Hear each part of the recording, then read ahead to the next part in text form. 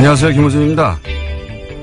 문무일 검찰총장이 국정원 사건 등 적폐청산 수사의 중요 부분을 올해 안에 마무리하고 내년에는 민생 사건 수사에 집중하겠다고 밝혔죠.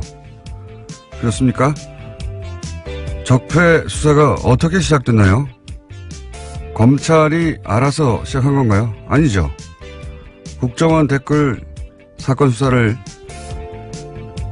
국정원 댓글 사건을 수사했던 2013년에는 검찰이 없었습니까? 있었어요. 검찰 멀쩡히 있는데 국정원 수사하려다가 조선일보가 앞장서고 국정원이 뒤에 서서 검찰 수장의 목을 쳐버렸죠. 수사를 못하게.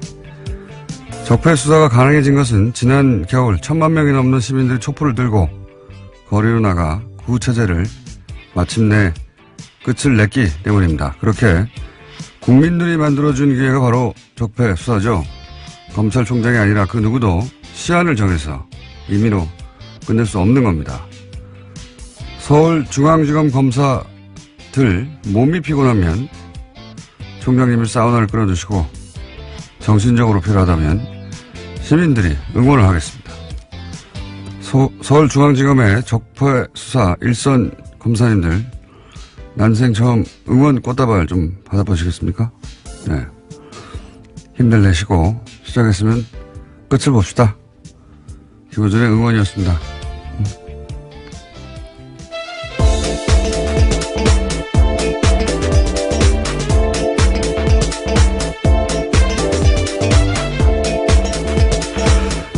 제가 요새 수요일날 다시 새로운 방송을 하나 시작해가지고, 예. 목요일 아침에 다시 혀가 꼬이기 시작했어요. 평상시에 더 꼬이는데. 자, 예, 김은지입니다. 제가 소개해드리려고 했는데. 네. 잊어버릴 줄 알고. 네, 혹시 그러신 줄 알고요. 그럴 가능성이 매우 높은 목요일 아침이었는데. 네. 눈치 빠르시게. 김은지 기자, 예. 첫 번째 뉴스는 뭡니까? 네, 어제 적폐청산 수사를 올해 안에 끝내겠다라는 문무일 검찰총장의 발언 전해드린 바가 있는데요. 이에 대해서 청와대가 부정적인 입장을 내었습니다. 청와대 핵심 관계자에 따르면 물리적으로 연내 수사 종료는 가능하지 않다라는 건데요. 여러 가지 흐름상 피의자 소환도 이루어지지 않은 채 마무리할 수 없다라는 겁니다. 그러면서 이 관계자는 검찰 수사에 속도를 내겠다는 뜻으로 문무일 총장의 발언을 받아들이겠다라고 밝히고 있는데요. 문 총장 발언을 빌미로 일각에서 쏟아내는 적폐청산 조기 종료 요구에 대해서 선을 그은 겁니다. 보수 매체는 뭐 신났어요, 이제. 역시, 필요하지 않느냐. 근데 청와대에서 여기서 이제, 연내 종료 불가능하다고, 청와대 입장을 냈는데, 이제 두 가지를 알 수 있죠.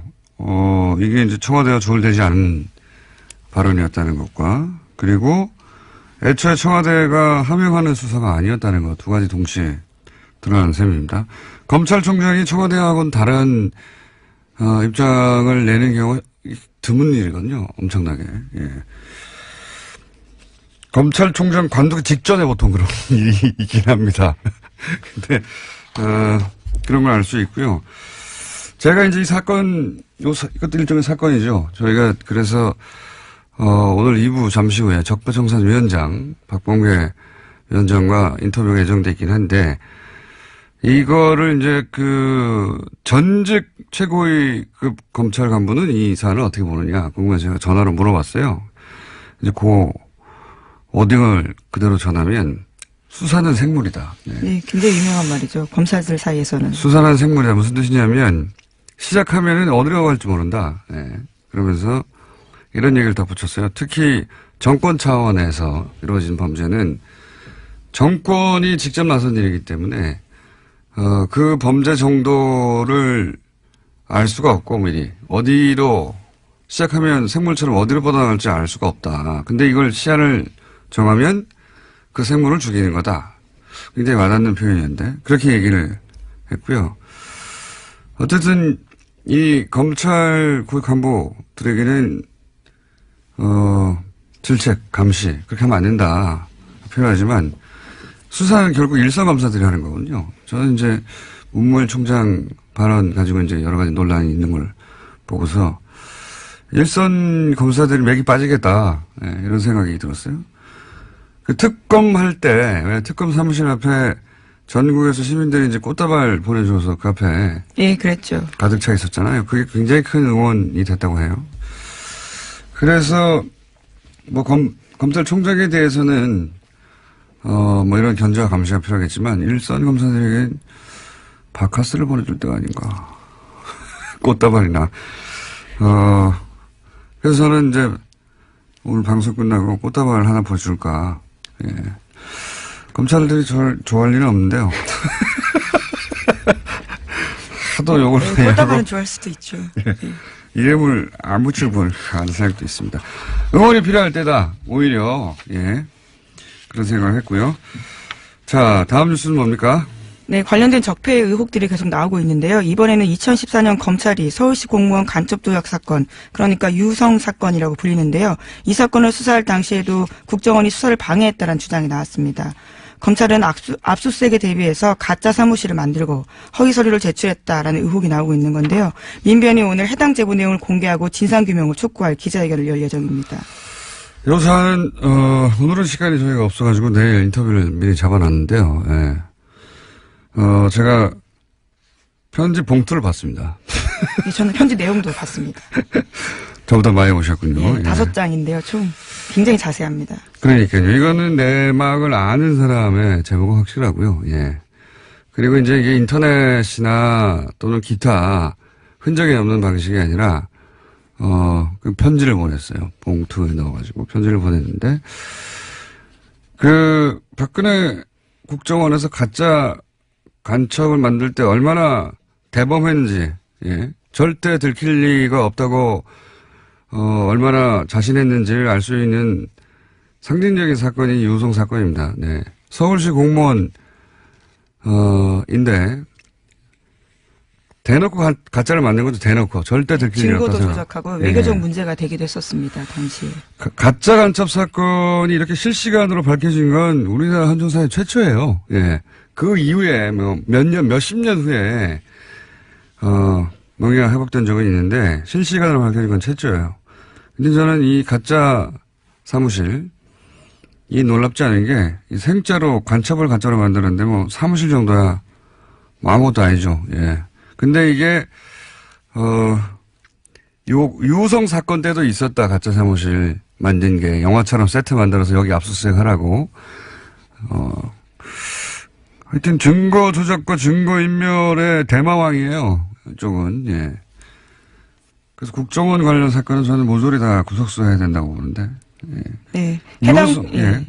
해당 제보자 같은 경우에는 정치호 변호사, 그러니까 최근에 자살한 국정원 변호사 있잖아요. 예. 그 사건을 보고 자기가 용기를 냈다라고 이야기를 하는데요. 거꾸로 또 그 제보는 그래서 이렇게 추적이 어려운, 예.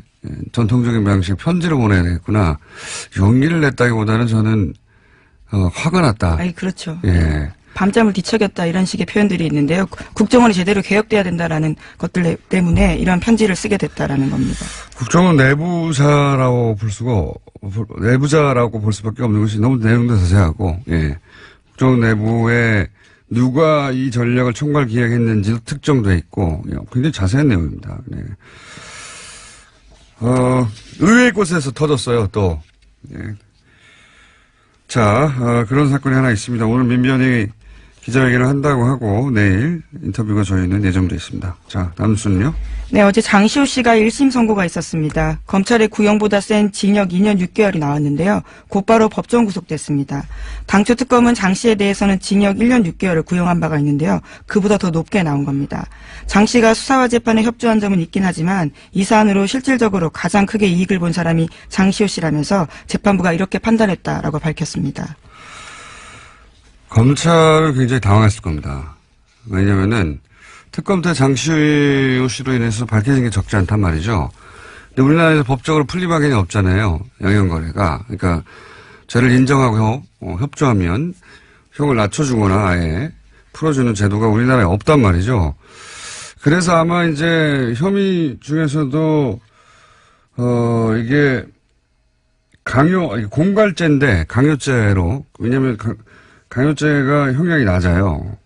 강요죄로 잡고, 그리고 그 중에서도 양형을 낮게 잡아주는 것으로 검찰은 그런 노력을 한 거죠. 네, 구형을 낮게 한 바가 있습니다. 네. 왜냐면은 이 정권 차원의 범죄일 때는 특히나 그 종범들이나 협조자들이 자백을 하거나 하지 않으면 밝혀내기 어려운 게 굉장히 많습니다. 장시호가 밝혔던 여러 가지 사안들은 사실 장시호가 받거나 직접 확인해 주지 않으면, 절대 밝혀낼 수 없는 부분이 많았거든요. 네, 제2의 태블릿 PC를 낸다던가 구체적으로 어떤 데 무엇이 있는지를 제보한 바가 있습니다. 그렇죠. 예. 그래서 검찰은 이제 장시호에게 암암리에 검찰이 알아서 그런 협조에 대해서 배려하겠다고 신호를 주었을 것이고 장시호 씨도 적극적으로 협조를 한 것일 텐데 사법부가 보기에는 형량이 너무 낮았던 거죠. 예. 그래서 그 양형 기준으로 따지자면 너무 낮아서 2년 6개월을 그러니까 검찰이 구형한 것보다 1년 높게 이거는 그렇게 흔하지 않은 케이스거든요. 네, 이례적인 일이죠. 예.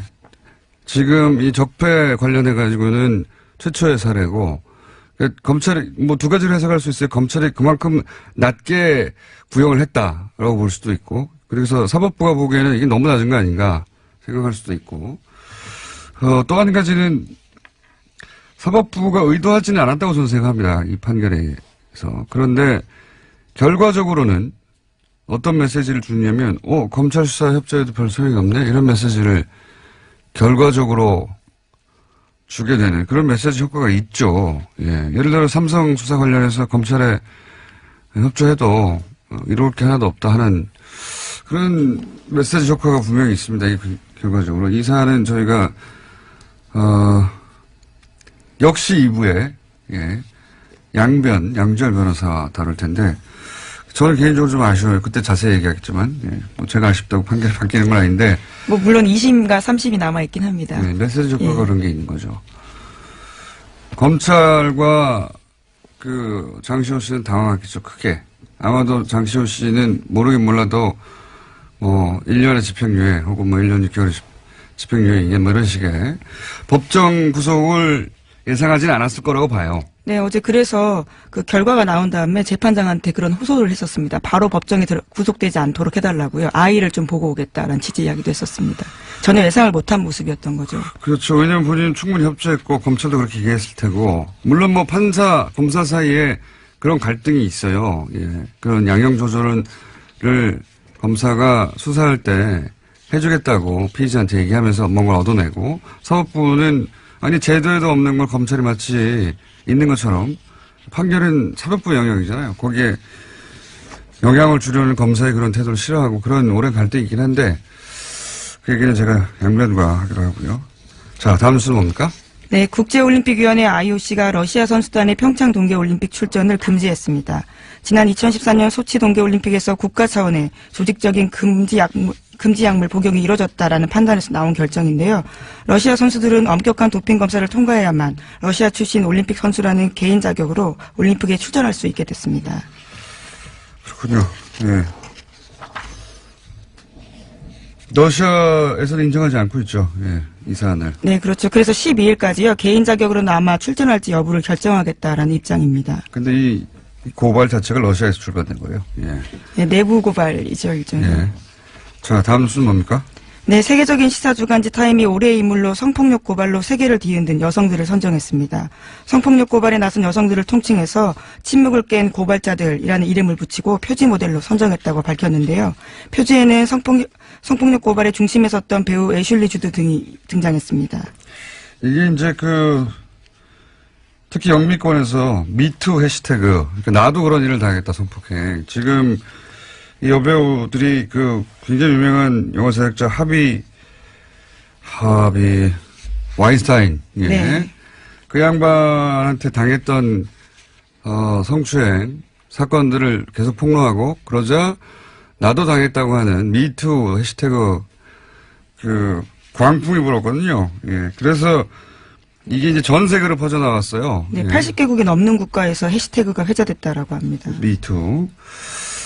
여기까지 하고 이제 저희의 미니인 리얼미터를 해야 되는데 이 해시태그 얘기하니까 제가 오늘 재밌는 거 하나만 얘기하고 꼭 넘어가야 되겠습니다.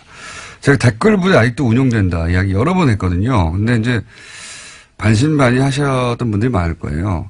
제가 오늘은 좀 더 구체적인 증거에 해당되는 정황을 거의 증거라고 봅니다. 말씀드리면 지금 네이버에 가서 오픈, 영어로 오픈, 영어로 쓰지 말고인데 한글로 오픈 열기 네 글자를 검색어에 딱 쳐보세요.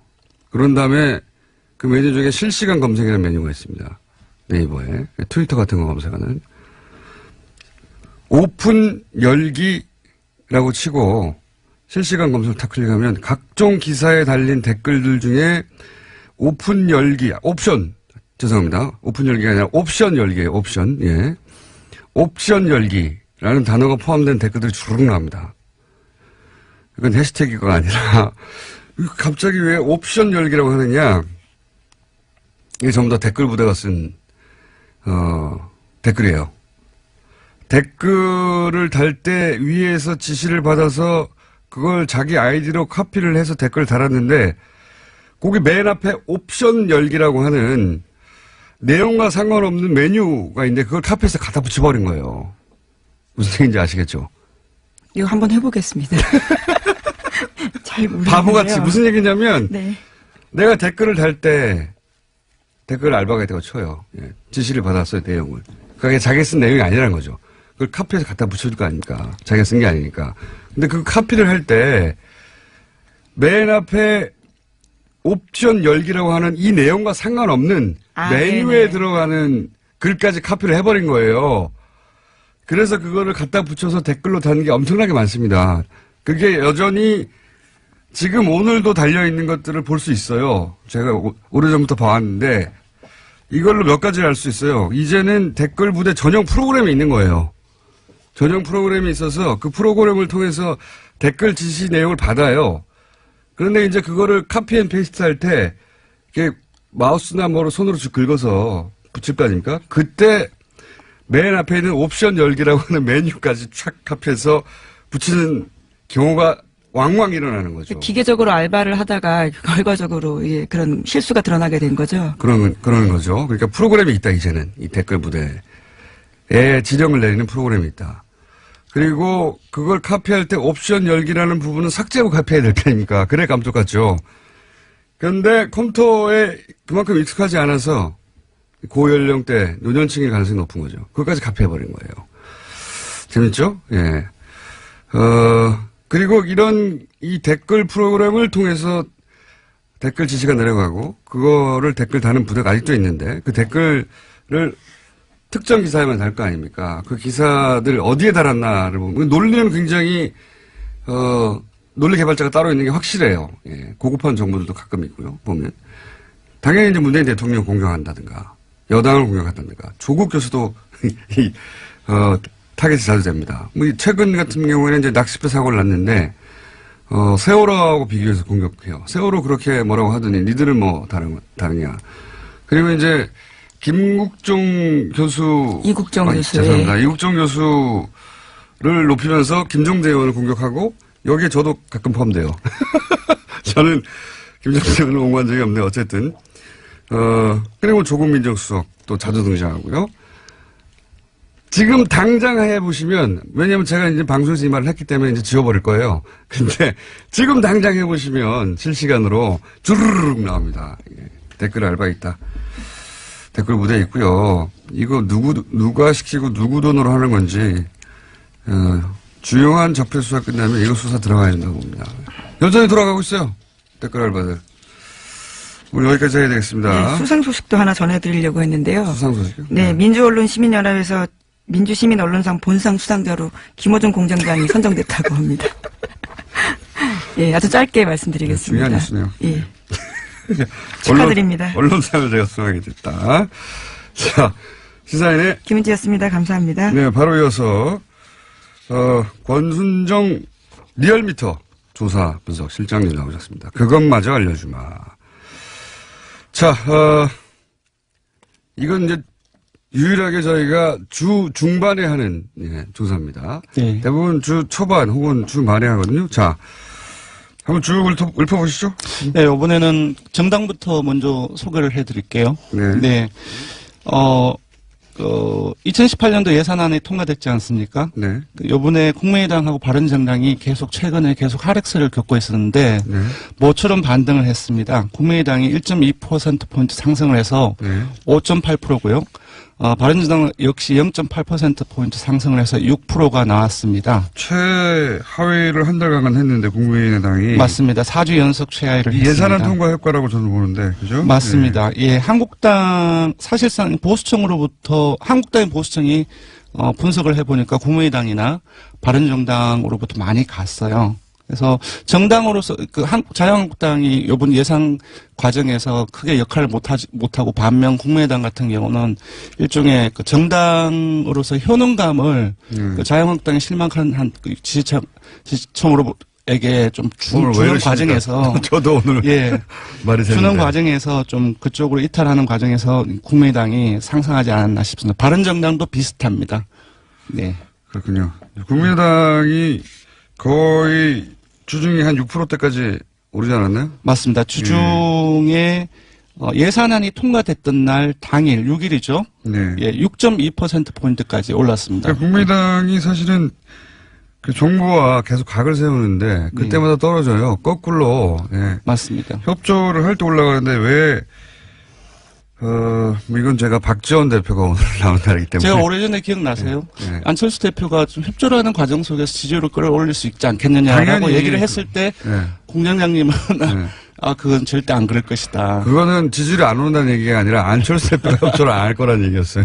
당연히 지금은 대세가 지금 네네. 현 정부 초기잖아요. 네네. 현 정부가 하는 일들을 도움을 주면 지지율이 오히려 올라갑니다. 네. 처음으로 국민의당이 그 지지율 상승 효과를 누리고 있고요.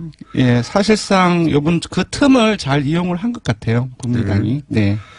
반면 자유한국당 같은 경우도 사실상 오르기는 올랐지만 제가 봤을 때는 사실상 패배자가 아닌가 싶거든요. 예산안 통과되고 나선 떨어졌죠. 예, 0.7%, 이번 주중 집계에서는 0.7%포인트 상승을 해서 18.3%인데 예산안이 통과됐을 때는 17.4%이고요. 그렇겠죠. 그 사실상 논란이 많이 된 과정 속에서 한국당이 이것보다는 조금 더 많이 올라야 되는데 보수층이 한 5%포인트를 이탈을 했습니다. 오히려. 예, 오히려. 이 이탈한 층이 아까 말씀드린 것처럼 국민의당하고 바른정당하고 거의 다 간 것이죠. 네.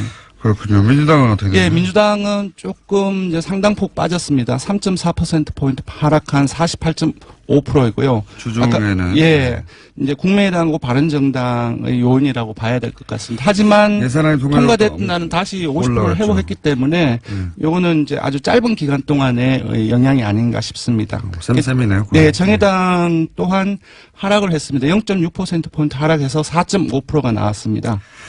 대통령 지지율도 비슷하겠네요. 네. 떨어졌다가 또 예산안 통과될 때 예, 올라가고. 4주 연속 상승 흐름이었다가 지난주하고 이번 주까지 네. 조금 아주 약하게 그 2주째 하락했는데요. 0점대. 예, 0.7%포인트 하락해서 70.8%입니다.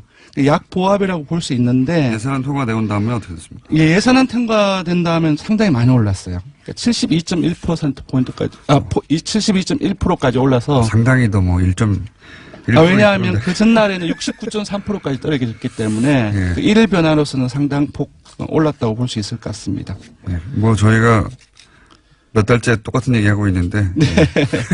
0점 몇 빠지고 0점 몇 오르고 뭐. 예. 좀 많이 빠지고 오르면 1, 2% 움직이고. 예, 종합을 하면 한국당 지지층을 제외하고는 모든 정당 지지층, 모든 지역, 모든 연령, 모든 이념 성향에서 다 긍정평가가 크게 높거나 우세합니다. 네. 알겠습니다. 예산안이 통과되면서 사실은 주요 정당들의 지지율이 좀 진폭이 있고. 네, 맞습니다. 대통령 지지율도 진폭이 좀 있고. 그렇습니다. 예. 통과되면서 민주당 그리고 국민당이 상승한 항목이고요. 네. 한국당 하락하고 한국당을 빼고는 상승을 다 했지만 예. 그 예산안 통과를 예. 기준으로 하자면 예, 맞습니다. 주요한 가장 중요한 이벤트였던 네. 정의당도 하락을 했네요. 네, 정은학은 언론 보도가 상당히 많이 감소했습니다. 네. 언론 모두 감사효과도 있는 거고. 네. 자, 그것마저 알려주면 현안 주사 이번 주는 뭡니까? 예, 문무일 검찰총장의 이제 발언이 있었는데 많이 논란이 되었죠. 이거 간접적으로 알 수 있는 조사가 아닌가 싶은데요. 한 2주 전쯤에 죄송합니다. 김관진 전 국방부 장관하고 임관빈 전 실장 사이버사령부 댓글 공작 관련해서 석방이 됐죠. 구속부서에 석방이 됐는데 이에 대해서 국민들이 어떻게 생각하는지 물어봤습니다. 이 여론조사 종이에요. 이 여론조사 왜 안 하나 싶었는데 그랬더니 잘못한 결정이라는 의견이 63%가 나왔습니다. 석방이 잘못한 결정이다. 근데 그 중에서 전체에서 매우 잘못한 결정이라고 응답한 사람이 절반이 넘습니다. 50.8%가 나왔습니다. 그렇군요. 그리고 반면 잘한 결정이라고 한 응답은 26.3%이고요. 잘못은 10.7%가 나왔습니다. 대부분의 지역 개청에서 잘못한 결정이라는 것이 대다수 응답이었고요. TK, PK는 어떻습니까? 근데 조금 놀라웠는데요. TK, PK 그 중에서도 TK 같은 경우는 잘한 결정이라는 것이 조금 우세하지 않을까라고 생각을 했는데요. TK를 포함하고 PK를 포함해서 모든 지역에서 잘못한 결정이라고 응답이 많이 나왔습니다. 그렇군요. 그러니까 이제 대략 50대 이하, 그리고 전 지역. 그렇습니다. 전 지역입니다. 그리고 국민의당, 민주당, 정의당, 이런 정당 지지자들을 다 포함해서 잘못된 결정이라는 게 대다수다. 맞습니다. 60% 이상이고, 잘했다고 하는 건 그러면 60대 이상, 보수층, 자유한국당 지지층, 이렇게. 핵심적인 이제 보수 성향이라고 할 수 있겠죠. 60대 이상, 보수층, 자유한국당 지지층에서는 잘한 결정이라는 것이 대다수입니다. 그러니까 이 26%가 사실은 보수 정당이 노려할 타겟층이 됐는데. 이 정치 지형이 굉장히 바뀌었어요, 실제. 맞습니다. 이런 사안도 봐도. 많이 바뀌었습니다. 석방 잘못했다고 합니다. 알려드리고요. 국민 여론은. 조사 기회 알려주십시오. 이번 주중조사는 TBS 의뢰로 이번 주 월요일부터 수요일까지 전국 19세 이상 성인 1,516명을 대상으로 했고요. 유무선 전화 면접과 자동응답 방식으로 실시했고, 표본 오차는 95% 실수준 플러스 마이너스 2.5%포인트, 응답률은 5.3%였습니다. 현안 조사는 TBS 뉴스공장 의뢰로 어제 하루 동안 실시했습니다. 성인 510명을 대상으로 했고 표본 오차는 플러스 마이너스 4.3%포인트입니다. 권순정 조사분석실장도 오늘 발언이 많이 드는 날이었습니다. 죄송합니다. 감사합니다. 고맙습니다. 적폐 청산 수사를 올해 안에 끝내겠다. 문무일 검찰총장 발언 후폭풍 좀 다뤄보겠습니다. 더불어민주당 적폐 청산위원장 박범계 위원님 모셨습니다. 안녕하세요, 위원장님. 네, 반갑습니다. 검찰총장이 적폐 청산 수사를 올해 안에 끝내겠다 이렇게 말하면 안 되는 거 아닙니까? 그 뒤에 이제 여러 추가적인 어떤 보도에 의해서 다소 이제 그 발언의 진위가 좀 설명이 되긴 했는데요. 문무일 검찰총장의 말씀이 모든 적폐 청산과 관련된 수사를 금년 내에 마친다 이런 의미로는 해석하지는 않습니다. 국정원 TF에서 수사 의뢰된 사건의 가닥은 올해 내로 좀 잡았으면 좋겠다 그렇게 이해를 하고요. 다소 그 말씀의 진위가 좀 전달되는데 조금 혼선이 있었던 것은 맞는 것 같습니다. 그러면 진위라 하면 위원장님 보시기에는 속도를 내겠다 이런 의미라고 보시는 겁니까? 고충이 좀 있다고 저는 보여지는데요. 아시다시피 일부 언론과 또 이명박 대통령 본인, 전 대통령 본인 또 자유한국당의 정치적 공세, 정치보복 프레임이 있었고요. 또 간과할 수 없는 것은 검찰 내부에 검사장들 일부의 어떤 검찰이 청와대 하명 수사를 따르는 거 아니냐라는 그런 불만들이 있었습니다. 최근에 법원 같은 경우에도 김명수 대법원장께서 또 이제 그런 발언도 하셨죠. 그래서 일종의 조직의 수장으로서의 어떤 고충도 고려하고 또 수사의 어떤 속도감도 일종의 요구하고 하는 그러한 어떤 발언이 아닌가. 저로서는 그렇게 해석할 수밖에 없습니다. 그렇다면 굳이 청와대가 연내 마무리는 불가능하다 이렇게 입장을 이례적으로 밝힌 이유는 또 뭡니까? 청와대는 분명한 입장이 났습니다. 청와대 고위 관계자의 발언을 보면 수사에 현재 진행되는 상황으로서는 금년 내에 끝내라는 것이 불가능하다. 문무일 총장의 발언은 속도감 있게 수사하라는 그런 의미로 받아들인다. 또 적폐청산의 수사라는 것이 일부 야당의 주장처럼 그러한 정치보복 그런 것이 아니고 제도와 어떤 관행, 시스템을 바꿔내는 과정이기 때문에 혐의가 있으면 있는 대로 수사할 수밖에 없는 거 아니냐라는 아주 강한 의지를 다시 한번 표현한 거로 봅니다. 일반 시민들 입장에서 궁금한 건 결국 그래서 이거 연내 끝나는 거 아니죠? 네. 불가능하다고 봅니다. 여러 가지 조건들이 그렇습니다. 예. 그러면 이제 적폐청산위원장으로 보시기에 앞으로 남아있는 사건들 중에 가장 중요한 남아있는 적폐수사가 어떤 게 있습니까? 국민의 관심은 뭐니 해도 지금 박근혜 국정농단을 넘어서서 그 원인이 됐던 이명박 정부 당시의 여러 가지 적폐들에 대한 수사인데 그 정점은 이명박 전 대통령 아니겠습니까? 그렇죠. 어떤 방식으로 조사를 할 것이냐. 군사이버사령부 관련해서는 직접적인 그러한 어떤 진술들이 나왔습니다. 김관진이 석방이 됐습니다만 예. 저는 다스 문제라든지 다스 140억이 스위스 계좌에서 다스로 돌려가는 과정은 분명히 불법성이 있는 거고요. 또 제2롯데월드 뭐 여러 가지 자원외교 비리, 자원비리 이런 것들은 여전히 수사의 대상으로 남아 있다고 봅니다. 자, 그러면 말씀을 꺼내셨으니까 이왕 연결된 김에 박범계 의원님도 사실은 오래전부터 이 다스 관련해서 자료들을 많이 네. BBK, 예. 네. BBK 다 연결되니까요, 결국은. BBK. 예, 그렇습니다. 예. 자료를 오랫동안 보시고 특히 미국 쪽 판사 출신이시다 보니까 그런지 미국 법원에서 나온 자료를 굉장히 면밀히 검토하신 걸로 알고 있는데 연결된 김에 미국 법원에서 나온 최근의 해석이나 판결이나 중에 주목할 만한 것들이 있습니까? 예, 그렇습니다.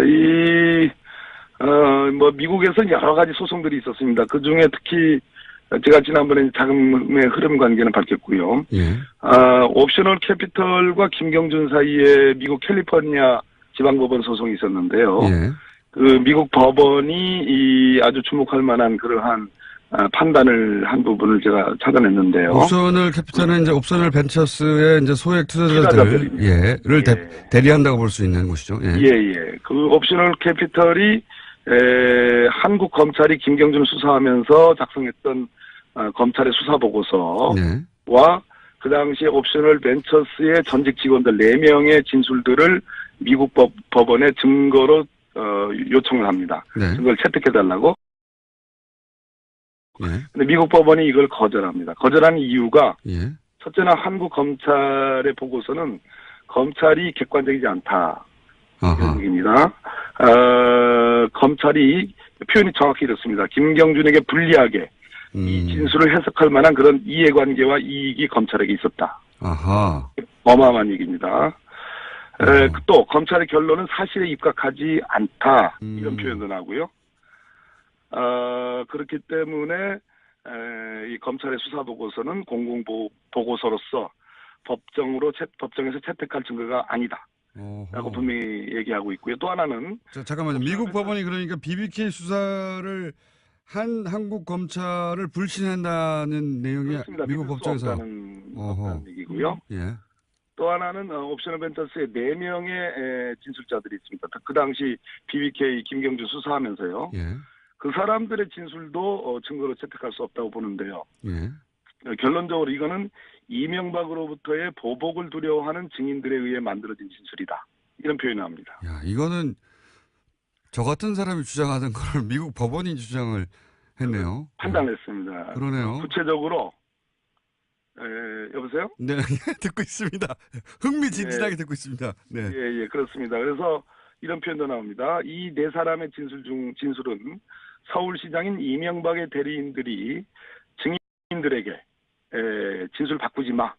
그리고 어떤 식으로든 김경준을 돕지 마라는 강한 압박 속에 만들어진 거기 때문에 믿을 수 없다 이런 얘기입니다. 미국 법원이 어떻게 그런 판단을 했죠?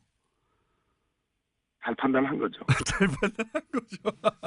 그러니까 제3자의 이해관계가 전혀 없는 미국 법원이 여러 서류들을 검토하다 보니 그렇습니다. 충분한 예. 서류들을 보고서요. 그러니까 정치적 판단이 심지어 아니라 예. 심지어 이상훈이라는 옵셔널 벤처스의 직원은 수감된 상태로 일주일 동안 신문을 받았다. 강압으로 초래된 진술이므로 예. 신뢰성이 떨어진다. 이런 표현도 나옵니다. 어허. 이게 이제 국내하고는 다르게 전혀 정치적 이해관계 없이 그냥 사건 자료만 보다 보니까 미국의 판사가 이거는 뭐 검찰이 BBK 수사를 엉터리로 했네 이렇게 판단한 거군요.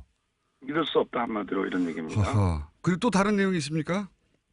또 하나는 140억 다스로 네네. 돌려가는 그 소송이 있었는데요. 네, 140억. 그 소송은 별개의 소송입니다. 원래 140억을 이제 옵션을 벤처스가 받으려고 한 건데 이거를 다스가 가져가 버린 사건이죠. 예. 그렇습니다. 예. 이것에 대한 미국의 일종의 제2항소법원, 캘리포니아 제2항소법원의 판단인데요. 예. 한마디로 이 140억을 돌려간 것은 법으로 보호받을 수 없는 사기성 이체다. 아. 불법 행위에 의한 사기성 송금이라는 판단을 명확히 했습니다. 그렇다면 지난번 주진우 기자의 폭로가 있었지 않습니까? 예. 이명박 대통령 시절에 청와대 민정수석실 행정관 그리고 LA 총영사 김재수의 개입 예. 그와 관련된 회의록들 예. 그것을 이 미국 법원의 판단에 대입을 시키면 한마디로 불법적으로 다스로 140억 원이 송금된 것을 미국 법원이 판단을 한 겁니다. 다스 측에서는 이제 적절한 행위다, 합법적인 행위라고 주장하고 있어요. 지금은. 그런데 그렇습니다. 미국 법원이 판단하기는 이거는 불법이다. 사기성 이체다. 사기성 법으로 이체. 보호받을 수 없는 사기성 이체, 돈을 이제 이체한다. 예.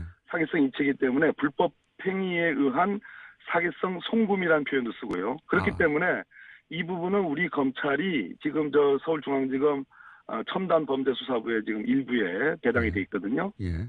이 부분을 수사하면 바로 결론이 나옵니다. 사기성 이체라는 표현도 등장합니까? 그렇습니다. 매우 만족스러운 표현이네요.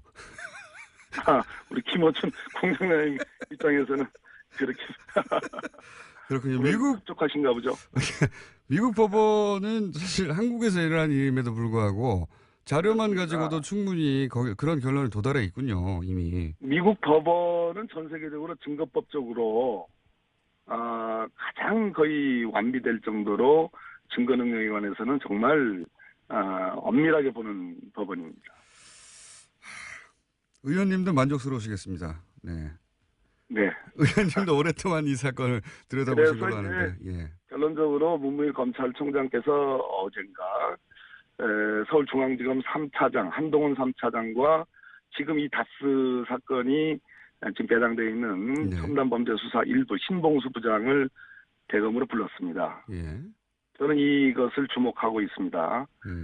그렇기 때문에 문무일 검찰총장께서 너무 노심초사하지 마시고 성역 없이 이 부분에 대한 수사를 지시하는 것이 저는 정도가 아닌가 그런 말씀드립니다. 오늘은 여기까지 듣겠습니다. 오늘 말씀 감사합니다. 네, 감사합니다. 지금까지 더불어민주당 적폐청산위원장 박범계 의원이었습니다.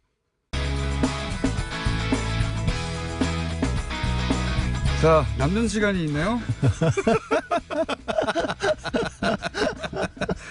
남는 시간이 있길래 양철 변호사님이 나오셨습니다. 아니, 시간도 없는데 중간에 CM을 왜 틀고 그래요, 음악은. 빨리 하시죠. 안녕하세요, 양재르입니다. 자, 오늘은 5분 30초 정도 드립니다. 네, 10초 지나갔어요, 빨리. 예. 자, 장시호 씨. 검찰 구형량보다 높은 형을 받았다. 예. 어떻게 생각하십니까?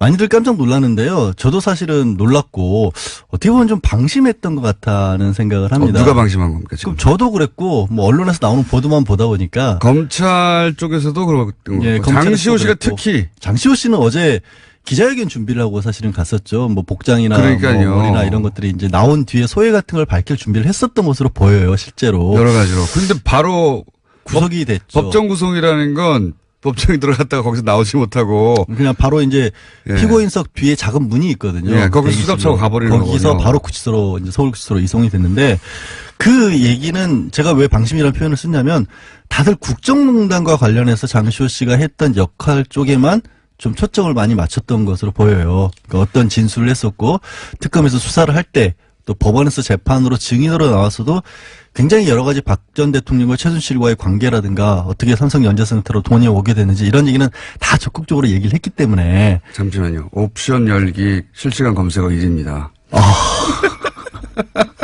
조금 전에 박범계 의원 얘기하신 거 말씀이시죠? 아니죠. 제가 얘기한 못 들으셨구나. 옵셔널 캐피털에서 얘기 말고 예. 댓글 알바들이 요즘 실수로 붙이는 못 들으셨군요.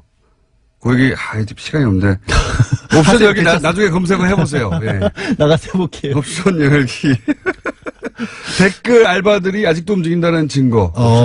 아마도 오타를 계속해서 한 것 같은데. 오타가 네, 아니라 카피 페이스트 하다가. 그러니까 잘못 옮긴 거죠. 그것까지 카피를 해버린 거야. 맨 앞에 있는 메뉴까지. 그게 저작권 침해 소송할 때 제일 많이 증거로 찾는 건데. 하여튼 얘기가 왜 이렇게 되는 거야. 자, 장시호 씨. 예. 근데 이제 법원이 왜 그러면은 검찰은 1년 6개월을 구형했는데 2년 6개월까지 갔냐면 예.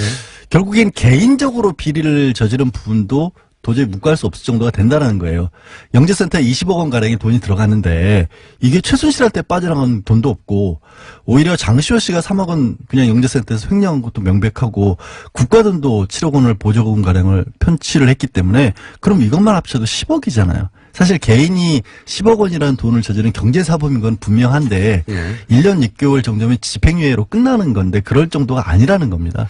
아니 저는 법리적으로 문제가 있다고 생각하지는 않아요. 이미 검찰 구형이 많이 낮게 됐죠. 많이 낮게 됐고 근데 이제 그 검찰은 구형을 할 때 양쪽 다 법조인데 모를 리가 있습니까? 그렇죠. 예, 그러니까 그 의미는 아시지 않습니까? 이 전체 그림에서 예, 특검의 수사에 협조를 하였고 그리고 이제 이 적폐 수사에서는 이런 협조가 굉장히 중요한데 사법부도 좀 널리 요 사안은 예외적으로 좀 봐주세요.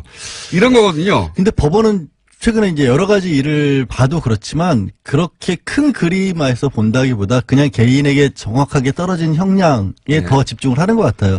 그러니까 방시호 씨가 어제 이제 그 선고를 듣고 나서 우리 아들 지금 하나밖에 없는데 데리러 가기 약속을 해놨는데 어떡하란 말이냐는 얘기까지 했었거든요. 그에 대해서 이례적으로 우리가 합의를 해놓은 상황이라서 어찌할 수가 없다라는 얘기를 이제 부장판사가 합니다. 고민을 많이 하기는 했다라는 얘기인데 저는 이제 아쉬운 게 뭐냐면 이걸 이제 법리로 따지면 사법부는 뭐 하자가 없어요. 그러니까 어쩔 예. 수 없는 상황인 거예요. 왜냐하면 형량도 너무 낮게 하는 게 맞고 그 다음에 이게 이건 이제 전문가들이 따져야 될 얘기겠지만 강요죄냐 공갈죄냐 이것도 형량이 낮은 쪽으로 했고 전문가 얘기를 들어보니까 그리고 사법부가 딱히 법리적인 차원에서 질타를 당할 이유가 없는데 그렇죠. 예. 근데 이제 일부 언론에서는 이런 표현도 쓰더라고요. 이게 검찰의 어떤 플리 바게닝 관행이라는 것을 제동을 건 거 아니냐 이런 분석도 하는데 원래 검사 판사 사이에 그런 게 있잖아요. 있으니까 그런데 이제 저는 이걸 관행에 제동을 걸었다기보다 걸린 거죠. 법원이 능동적으로 뭔가 이렇게 검찰을 제어하려고 한다기보다 너무 낮게 들어갔던 것 같고요. 그러려면 차라리 법원도 인정할 수 있을 만한 어떤 제도적인 장치가 있는 게 낫지. 그러니까 차라리 저는 예. 이 차원에 이참에 그런 제도를 만들어서 만들 공식적으로 필요가 있다고 생각이 들어요. 그러니까 사법부 입장에서 이런 거죠. 이렇게 정말 법에 없는데 어떡하란 거냐. 뜬금없이 갖고 오면 네. 검찰도 양형기준표가 있거든요. 그리고 법원도 있고. 아니, 사법부는 법에 없단 말이지 이게. 정상 참작이라는 게 이런 경우에 예를 들어서 검찰 수사에 적극 협조하였기 때문에 이게 없다고 그렇죠. 하더라고요. 그러니까 해도 너무 낮게 잡았다. 법원이 이렇게 본 거예요. 저는 그렇게는 보지 않고 아니, 이렇게 봅니다. 그러니까 전 한 개인에 대해서 엄정한 법 집행 중요하죠. 근데 이 적폐 수사는 굉장히 헌정사적인 중요도를 가진 사건인데 이럴 때는 법리를 넘어서는 어떤 사법부의 어떤 사회적 공동체적 가치 판단 이런 것도 필요한 거 아니냐. 왜냐하면 이 메시지는 결국은 검찰 협재발 소용없다 이거. 근데 이거 그거를 사법부에서 잘못 판단을 하게 되면 정확히 코너명이 매일매일 이 코너가 없는 날도 쏟아지는 코너명 장명 인기 코너입니다. 국민당 박지원 전 대표 스튜디오에 오셨습니다. 안녕하십니까. 안녕 못합니다. 계속. 적과의 박심 말고 또 최근에 들어온 거 중에 이제 정치 구단주 또 있고요. 뭐 요즘 해태도 이기고 예. 또 야구단 예. 같이 가치가 굉장히 높아지니까 구단주 하는 게 좋을 것 같아요. 아, 오늘은 정치 구단주가 마음에 드십니까? 예. 네. 혜태에서 그런데 제가 마음에 들면 기아로 바뀐 지가 언젠데요? 싫어하잖아요. 정치 구단주. 좋은 장면이네요. 예. 정치의 구단주다. 예. 구단이라는 단어. 그렇죠. 예. 중의적으로. 정치 읽어주는 남자 박지원. 구단주다. 자, 오늘은 그럼 정치 구단주로 하고요. 구단주님?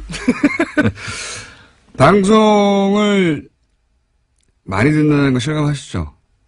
글쎄요, 제가 부산 이번에 이렇게 전라남도 예. 뭐 여수, 순천 이쪽 가면요. 예. 광주 가면 특히 방송 뉴스 공장 많이 듣는다고.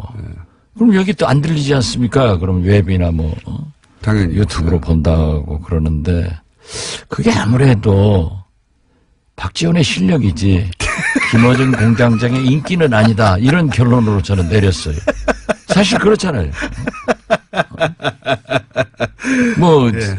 공장장이 웃는 거나 잘하지 다른 건 아마 뭐 우리 안철수 대표 어떻게 좀 흠집 내보는데 잘 유도하고 그러지. 제가 안철수 대표를 흠집내는 게 아니라, 예, 박지원 대표님 연수가 안철수 대표하고 열심히 각을 세우시던데. 예. 어쨌든, 많이 듣는 건 확인하셨죠? 예. 네. 제가 깜짝 방송 놀라셨죠? 출연을 많이 해보는데, 예.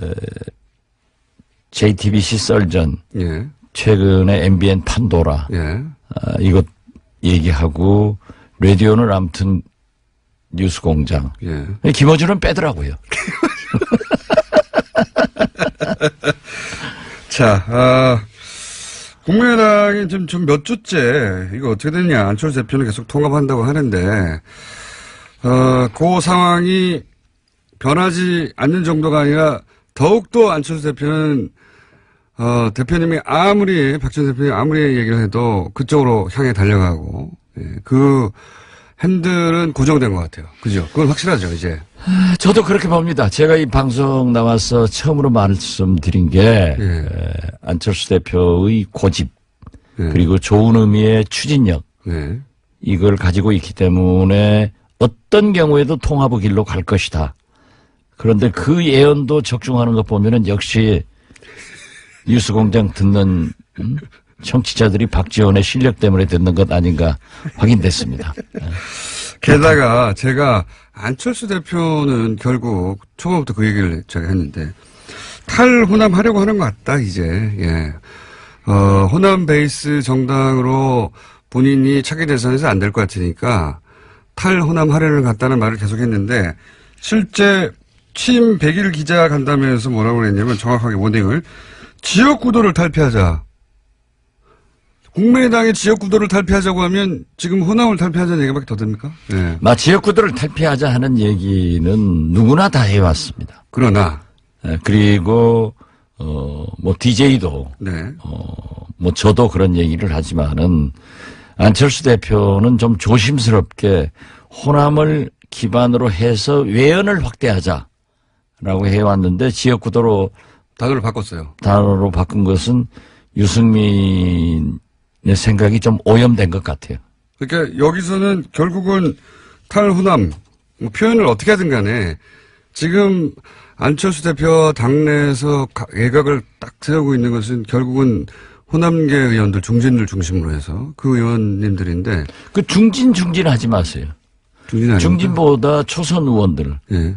구당초 인원이 더 많아요. 이제는 숫자로는. 예, 근데 그렇죠. 구심점은 중진은. 구심점은 이제 언론에서 아무래도 중진들 얘기를 중심으로 보도를 해주니까 그렇게 되는데 정치란 게 그렇죠. 뭐 초대선 포함하여 그러면 예. 여하간 호남계하고 딱 각을 세우니까 있는 와중에 지역구도를 탈피하자 그러면 당신들은 나갈 테면 이거 아닙니까?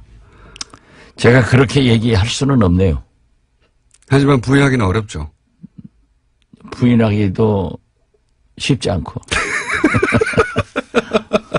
아니 근데 계획이 뭘까요? 호남 지금 사실은 국민의당이라는 정체성 자체가 호남을 베이스로 하였고 거기서 외연을 확장해 나가자는 거였는데 그럼 결별 나가라 사실상 하는 표현이 등장하고 그렇게 해석될 만한 표현이 등장하고 나는 계속 통합으로 가겠다.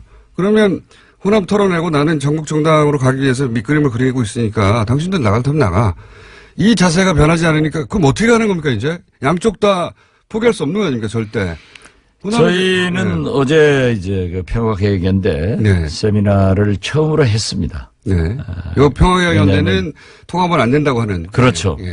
통합을 반대하는 원내 의원들과 일부 원외 위원장들의 결집체가 될 건데 이제 예산이 이번에 성공적으로 통과가 됐잖아요. 국민의당의 역할을 제대로 했죠. 이번에. 제대로 했죠.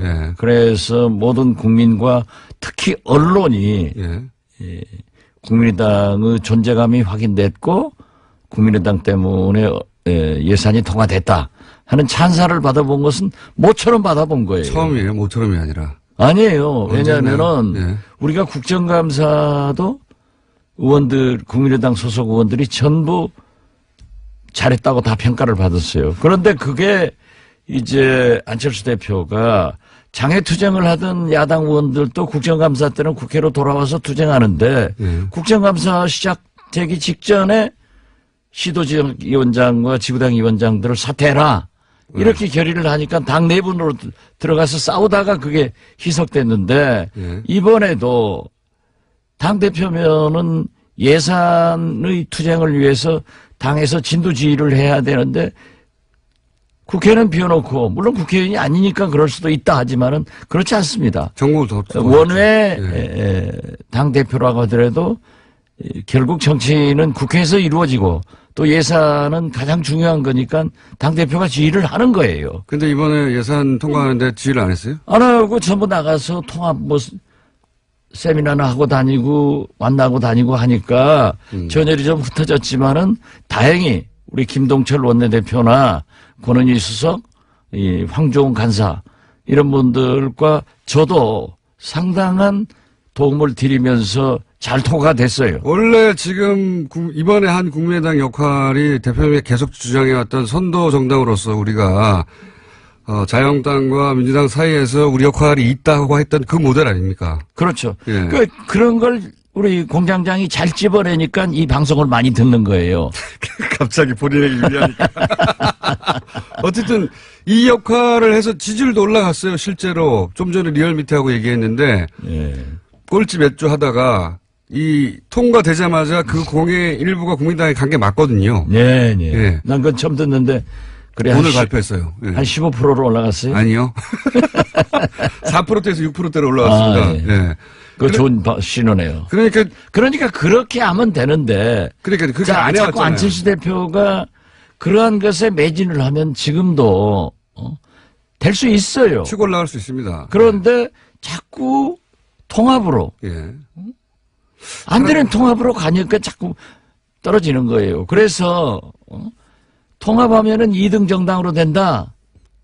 그런데 통합하면 꼴찌 정당 돼요. 네, 그건 이제 전망인데 제가 이제 궁금한 건 지금 당장 눈앞에 닥친 안철수 대표가 가는 길과 그리고 지금 호남계 의원들 지금 평화개혁위원회 대표님을 포함한 의원들 30명 몇 명이나 해야 됩니까? 20명이나 해야 됩니까? 30명이나 해야 됩니까? 뭐 지금 현재는 한 30명? 30여 명 정도에 이르는 이분들의 길이 완전히 다른데 이 완전히 다른데 그게 그냥 노선 투쟁이 아니라 당의 미래를 바꾸는 거니까 다른 정당으로 될 수 있는 거니까 이건 어쨌든 결론이 나야 되지 않습니까? 이거 어떻게 결론 납니까? 대표님 보시기에. 그러니까 자꾸 우리 공장장께서는 분열을 되게끔 불쏘시개를 막 넣고 불을 떼고 기름도 떼는데 우리가 그렇게 가면 안 돼요. 그렇기 때문에 우리 평화개혁연대에서는 국민의당을 살리기 위해서 우리의 의사를 또 민심을 안철수 대표가 알아가지고 통합을 포기해라 하는 그러한 압력을 넣는 거지 공장장이 바라는 것처럼 분열하기 위해서 평화계획이 있다 하는 그것은 머리에서 지우세요. 그런 얘기를 하면 방송 앞으로 아무도 안 들어요. 제가 그런 얘기를 하는 게 아니라 평화개혁 토론회에 안철수 대표가 연단에 오르니까 여기서 야유가 나오고 고함이 나왔잖아요, 이미. 제가 고함을 지르거나 야유를 한 게 아니라 이제 그 현상이 벌어진 정도로 서로 심정적으로 이미 이혼했지 않습니까? 예, 거기 제가 그 현장에 있었고 예. 거기서 2시간 이상 이제 그 얘기를 전부 들었는데요. 일부 당원들이 그 야유한 건 사실이에요. 네. 그리고 안철수 대표를 우리가 초대를 했기 때문에 당 대표로 와서 이제 축사를 하고 다음 행사가 있으니까 자리를 떠야 돼서 제가 모시고 가서 문 앞에까지 내가 가면은 조용하죠. 조용해라. 우리가 통합을 반대하는 것과 이렇게 물리적으로 소리를 지르는 것은 구분해야 된다. 그리고 그러한 것은 구실을 주기 때문에 하지 마라. 또 제 말은 딱 들어요.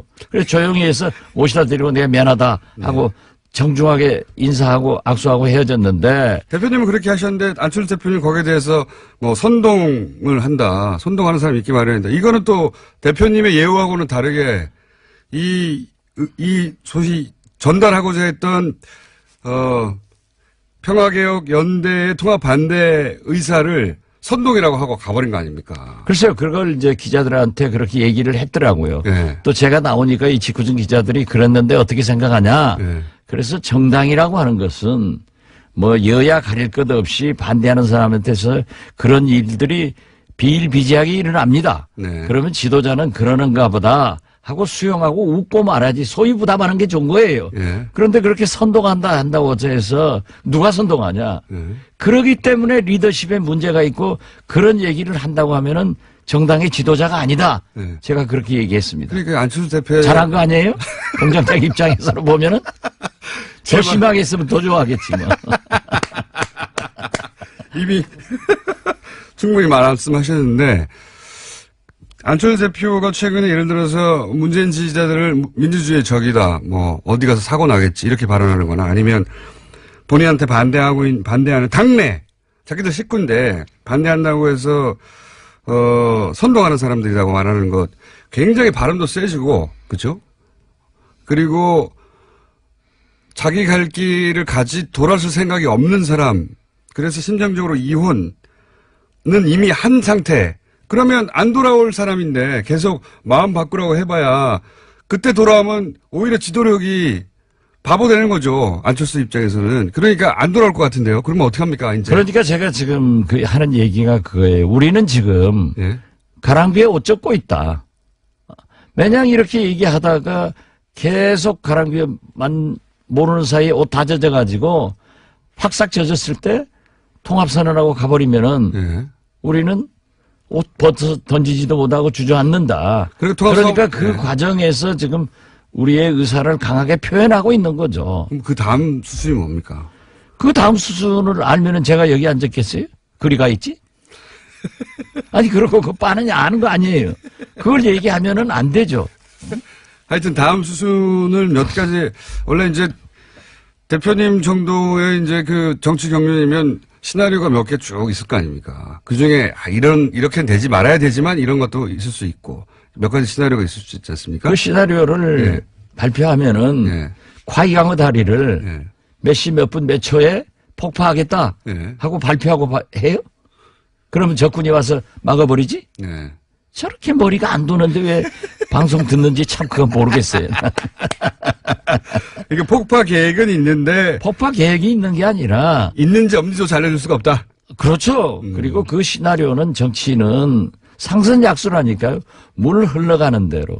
국민의 민심이 어디냐 이걸 보고 가면서 우리의 원칙을 지켜야 되는 거예요. 우리가 지금 현재 원칙은 우리의 정치성과 가치관을 버릴 수 없는 것 아니냐. 그렇기 때문에 안철수 대표가 우리의 정체성과 가치관을 일탈하면은 그걸 못하게 당대표에게 제동을 거는 것이 우리 할 일이다. 지금 그런 단계입니다. 심정적 이혼이 됐는데 혹시 합의 이혼도 가능합니까? 어제 말이죠. 우리가 세미나를 하는데 대학 교수가 2분. 그리고 김능구 폴리뉴스 대표 그리고 당내 인사들이 2분 하는데 거기에서 이 김은구 교수나 최창렬 교수 이 김능구 폴리뉴스 대표가 합의 이혼해라. 아 그런 얘기가 나왔어요. 당신들은 절대 안철수는 통합을 가는 거고 예. 5분 다 그거예요. 통합하면은 안 된다. 예. 안 되는 당하고 왜 통합하려고 하느냐. 예. 차라리 합의위원하는 게 낫지 않느냐 예. 하는 방법을 제시하는데 예. 기가 솔깃하더라고요. 기가 썩기다라고.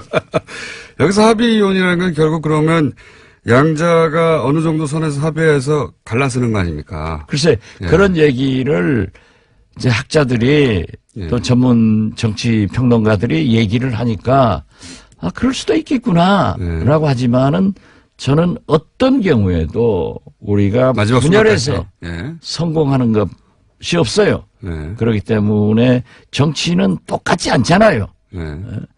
서로 다름을 인정하면서 통합 그런 정신으로 가야지 다름을- 합의위원회에서 네. 되겠느냐 그렇게 결론을 내렸죠. 그렇지만 그건 몰라요 앞으로. 그렇죠. 그 합의위원이라는 건 결국 이제 정치적으로는 분당인데요. 그죠? 각자 갈 길 가자. 그럼 당신도 당신 당 적은 당에서 네. 또 분당되면 또 적어지고. 그렇지만 뭐 같이 갈 수 없는 거 아닙니까? 당대표가 통합을 어느 순간 선언해 버렸다. 물론 안에 있는 의원들은 반대하겠지만 이거 뭐 막을 길은 없잖아요. 그 선언을. 아 그렇죠. 예. 그리고 어떻게 됐든 안철수 대표가 다수의 원외 지역 위원장들과 예. 당원들도 많아요. 왜냐하면 국민의당은 안철수 당이에요. 애초에 만들어질 때. 예, 누가 부인할 수 없어요. 그렇기 때문에 대통령 후보도 압도적으로 되고 또 당대표도 그렇게 반대를 했지만은 압도적으로 되는 거 아니에요. 예. 그걸 부인할 수가 없으니까 그걸 믿고 예. 통합을 해서 나가면은 그 다음에 또 작은 당에서 대통령이나 선거는 또 실패한단 말이에요. 근데 이제 작은 당을 하려고 안철수 대표가 그러는 게 아니라 일단 그렇게 탈호남을 해서 당이 작아지더라도 바른정당 유승민 후보하고 합쳐가지고 자기는 중도 보수라고 주장을 하고 그리고 지방선거위에는 자유한국당에서 이제 떨어져 나온 분들하고 합치고 그래서 몸집을 키워서 보수의 적자 제가 계속 주장하고 있는 반대 최근에 그렇게 그림을 그리신 것 같아요. 거의 보니까. 저도 그래서 예. 결과적으로는 완충 지역으로 바른정당하고 하고 예. 그다음에 한국당 세력들하고 통합해서 예. 이쪽에서 안 됐으니까 보수의 대통령 후보가 돼서 집권의 길로 가려고 하는 것 아니냐. 예. 저도 그렇게 봐서 제2의 YS의 길을 가고 있는데 호랑이 굴로 YS가 들어가서 YS는 호랑이가 됐잖아요. 예. 그런데 지금 안철수 대표는 호랑이 굴로 간다고 말을 하는데 지금 쥐구멍으로 가고 있단 말이에요. 그렇게 보신다. 쥐구멍으로 가고 있어요. 그러고 안철수는 김영삼이 아니에요. 그런 탁월한 정치력과 리더십을 그렇게 가지고 있다고 생각은 못해요. 그랬다면 국민의당에서 이런 일이 벌어지지 않았겠죠. 그렇죠. 예. 다 같이 갔겠죠. 그렇죠. 그 리더를 믿고. 예. 지금은 그러니까 안철수 대표가 그런 그림을 그리는데 호남계가 왜 거기에 밑거름이 돼야 되느냐. 안철수 대표가 그만한 정치인도 아닌데 왜 우리가 그걸 큰 보수 정당을 만드는데 우리가 이용당해야 되느냐 이거 아닙니까? 우리는 그거 할 수가 없다니까요. 네, 할 수도 없고 네, 할 생각도 없고. 우리는 정체성과 가치관이 그건 원칙 문제예요. 이게 아무리 국회의원이 좋고 정치가 좋다고 해서 김정은이가 대통령 하면은 거기 가서 국회의원 할 수는 없는 것 아니에요. 예, 비유지만. 예. 그렇죠. 예. 그러니까 우리는 뭐 조금 지나친 비유였습니다만은 어떻게 됐든 우리의 정체성과 가치관은 원칙이니까 그 원칙을 지키면서 타협과 통합과 이런 정치를 해야지 완전히 다른 제가 지난번에도 말씀드렸지만은 저하고 제일 가까운 김무성 대표하고 협력을 해서 정치를 이끌 수는 있지만은 함께 같은 당에서는 있을 수 없다니까요. 원체 다르니까. 그러나 다름을 인정하면서 화합하고 타협 조정하는 것이 국회 아니에요. 이번 예산만 하더라도 100% 만족은 없다. 한 푼이라도 삭감하면 국민이 부담이 줄어들고 그런다고 계속 합의를 못해서 통과를 안 시키면은 국민과 경제가 불안하기 때문에 어떤 접점에서 서로 양보하고 해주는 게 통과시키는 게 예산이고 정치입니다. 그것을 우리 국민의당이 해가지고 모처럼 언론으로부터 박수를 받고 어디 가든지 이번에 어제도 내가 언론인들하고 저녁을 먹었는데 이번에 처음 잘했대요. 아주 잘했다고. 맞아요. 처음 잘했다. 아니 자꾸 잘한 게 있지만은 늘 새롭다 이거지. 또 그걸 약점 잡아가지고 박수나 치고 말이지. 제가 말했나요? 대표님이 말했는데 처음 잘했다. 아니 그러니까 나처럼 네. 얘기를 해서도 또 하면 잘못하면 그걸 인정을 해서 고치면 돼요. 근데 그런데 우리 그런데 안철수 대표는 네. 자기가 한 것을 그대로 밀고 나가고 계속 가는 거예요. 이번에 하여튼 이 예산안 통과에는 안철수 대표 역할이 없었다는 거군요. 몰랐는데. 뭐 했겠죠. 그렇지만은 했겠죠. 그것이 네. 정치는 쇼잉입니다. 보여야 돼요. 네. 보여야 되고 국민이 알아야 돼요.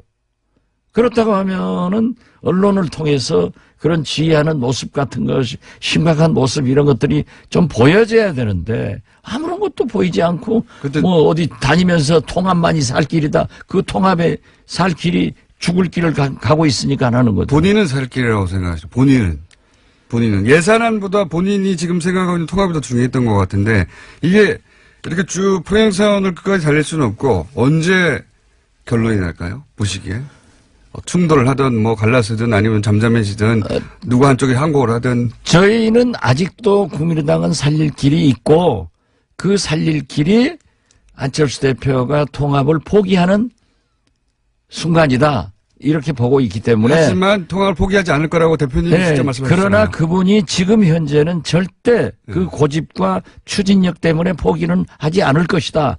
그런다고 우리가 따라갈 수도 없지 않느냐. 그러니까 결론이 언제 그러니까 납니까? 지금 현재는 그렇게 가고 있지만 우리 희망사항은 안철수 대표가 포기 선언을 해주기를 바라고 있고. 안 한다고. 또 안철수 보시고. 대표의 희망사항은 우리가 어쩔 수 없이 당신들은 통합으로 들어올 거다. 네.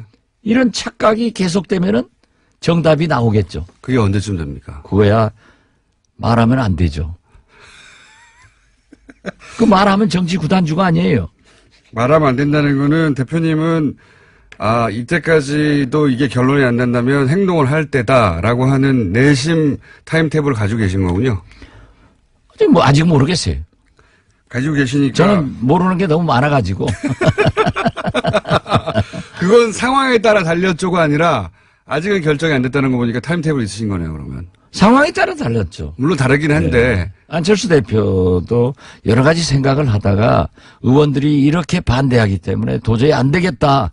이번에 우리 당내 문제입니다만은 예산안 통과를 두고 그 의원총회를 했어요. 예. 그래서 저는 거기 안 갔어요. 예. 왜냐하면 또 가면 또 싸우고 또 제가 발언한 것은 또 안철수 대표하고 각을 세웠다. 예. 이렇게 하니까 안 갔는데 확연하게 예산 통과를 놓고 예. 딱 구분이 되는데 아하. 예산 통과 반대, 예. 당론으로 하지 말자 예. 하는 의원들이 안철수 직계들 서너 분밖에 안 되더래요.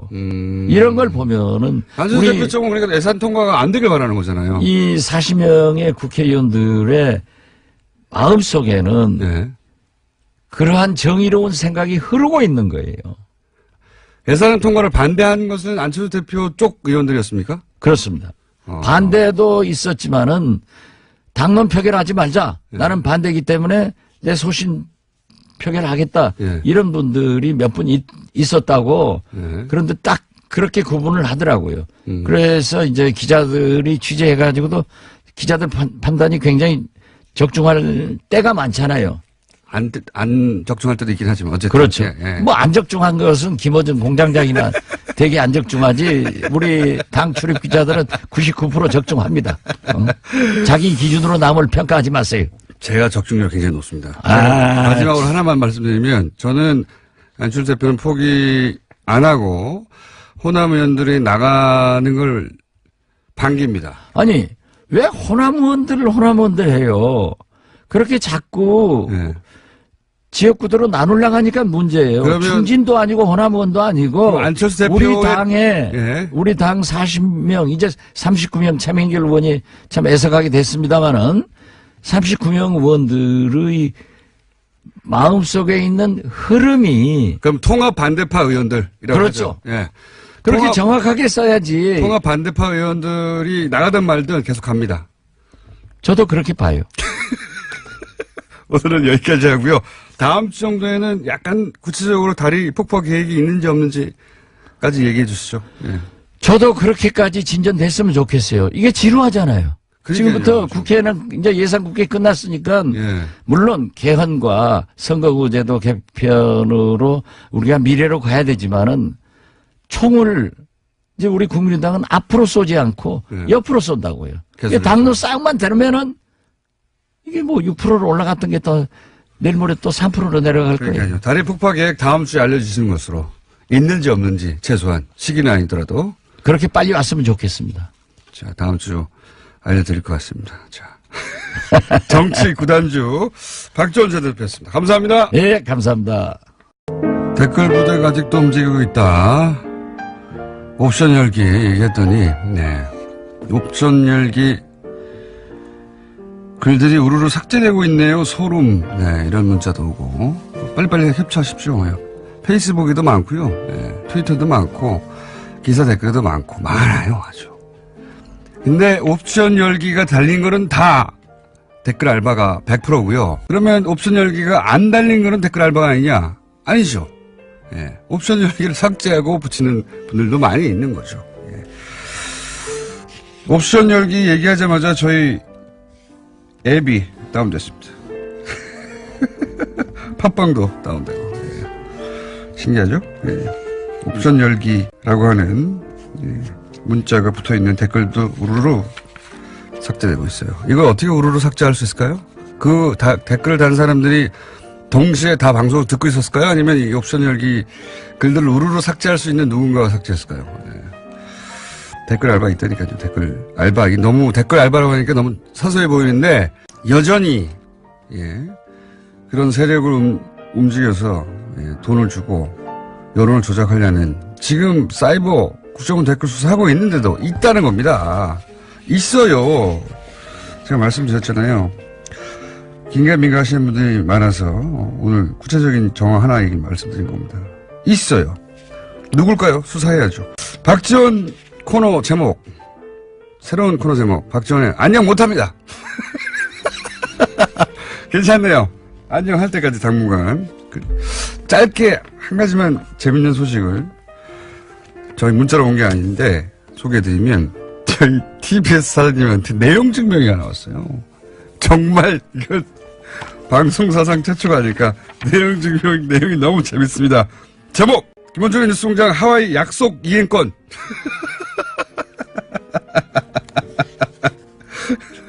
저는 애청자입니다. 네, 5페이지에 쭉쭉쭉쭉쭉 존경하는 교통방송 사장님. 본론으로 들어가서 쭉쭉쭉쭉 내용이 뭐냐? 꼭 하와이로 보내주십시오. 내용 증명이 왔어요. 내용 증명이. 그래서 저희가 사장님께 제안 드립니다. 하와이가 너무 멀고 또 비용도 많이 든다면 괌 정도에서 합의 볼 수 있다. 괌 정도에서 합의 볼 수도 있다. 여기까지 말씀드리고 불친절한 에이스 하겠습니다. 끝내겠습니다. 오늘 축하 김진애 박사님 나오셨습니다. 안녕하세요. 예. 일단 저부터 네. 미리 축하드립니다. 어떤 거요? 자유의 몸이 되실 오늘을 축하드립니다. 자유의 몸이요? 네. 오늘 대법원 판결 난다면서요. 이미 뭐 신경도 안 쓰시는 거 보니까. 5천 살인 사건이요? 네네. 5천 살인 사건. 감옥 5cm 앞까지 아니 갔던 근데 사건. 저는 그 생각을 했어요. 오늘이 12월 7일인데 네. 만약 박근혜 대통령이 지금까지 했으면 어떻게 됐었을까? 어떻게 됐었을까? 그래도 무죄가 났을 거라고 봅니다. 아니 무죄가 났든 어떻든 간에 지금은 아마 판결이 안 났었을 가능성이 높죠. 아직 안 났겠죠. 아직 안 났겠죠. 안 났겠죠. 그럴 가능성이 그리고 높겠죠. 안철수 대표가 계속 돌고 있겠죠. 하여튼 간에 진짜 자유의 몸이 되셔서 네. 하와이 가십시오. 이게 저도 압력 넣겠습니다. 재판이 끝이 아닙니다. 아직도 1심이 진행 중인 것도 있어요. 알아요. 5년 전 건데. 자, 어쨌든. 그게 전적인 진지가 많아서 그래. 자, 오늘은 완전 무죄가 나지 않겠는가 저희는 기대하고 있으나 네. 설마 파기환송이 되랴. 1심, 2심 다 무죄인데. 네네. 오촌살인 사건 이상해요 했다가 지금 네. 이상해요 했다가 감옥을 몇 년을 갈 그건 뻔했어요. 언론에 대한 거라서 글쎄 뭐죠. 하여튼 그리고 우리는 법원의 판결을 언제나 존중합니다. 비판을 할 수 있으나 존중합니다. 저는 단어를 좀 바꿔서 법원의 판결을 바꿀 수는 없어요. 누구도. 네, 누구도 바꿀 수 하지만 없죠. 비판할 수는 있어야 된다. 비판할 수는 있어야죠, 당연히. 네, 저는 그렇게 생각하는데 자 오늘 주제 뭡니까? 아니 제가 요새 도시여행부터 정치 리더까지 해가지고 너무 소프트해졌다는 이 얘기를 좀 많이 듣고 있어요. 너무 순해졌다.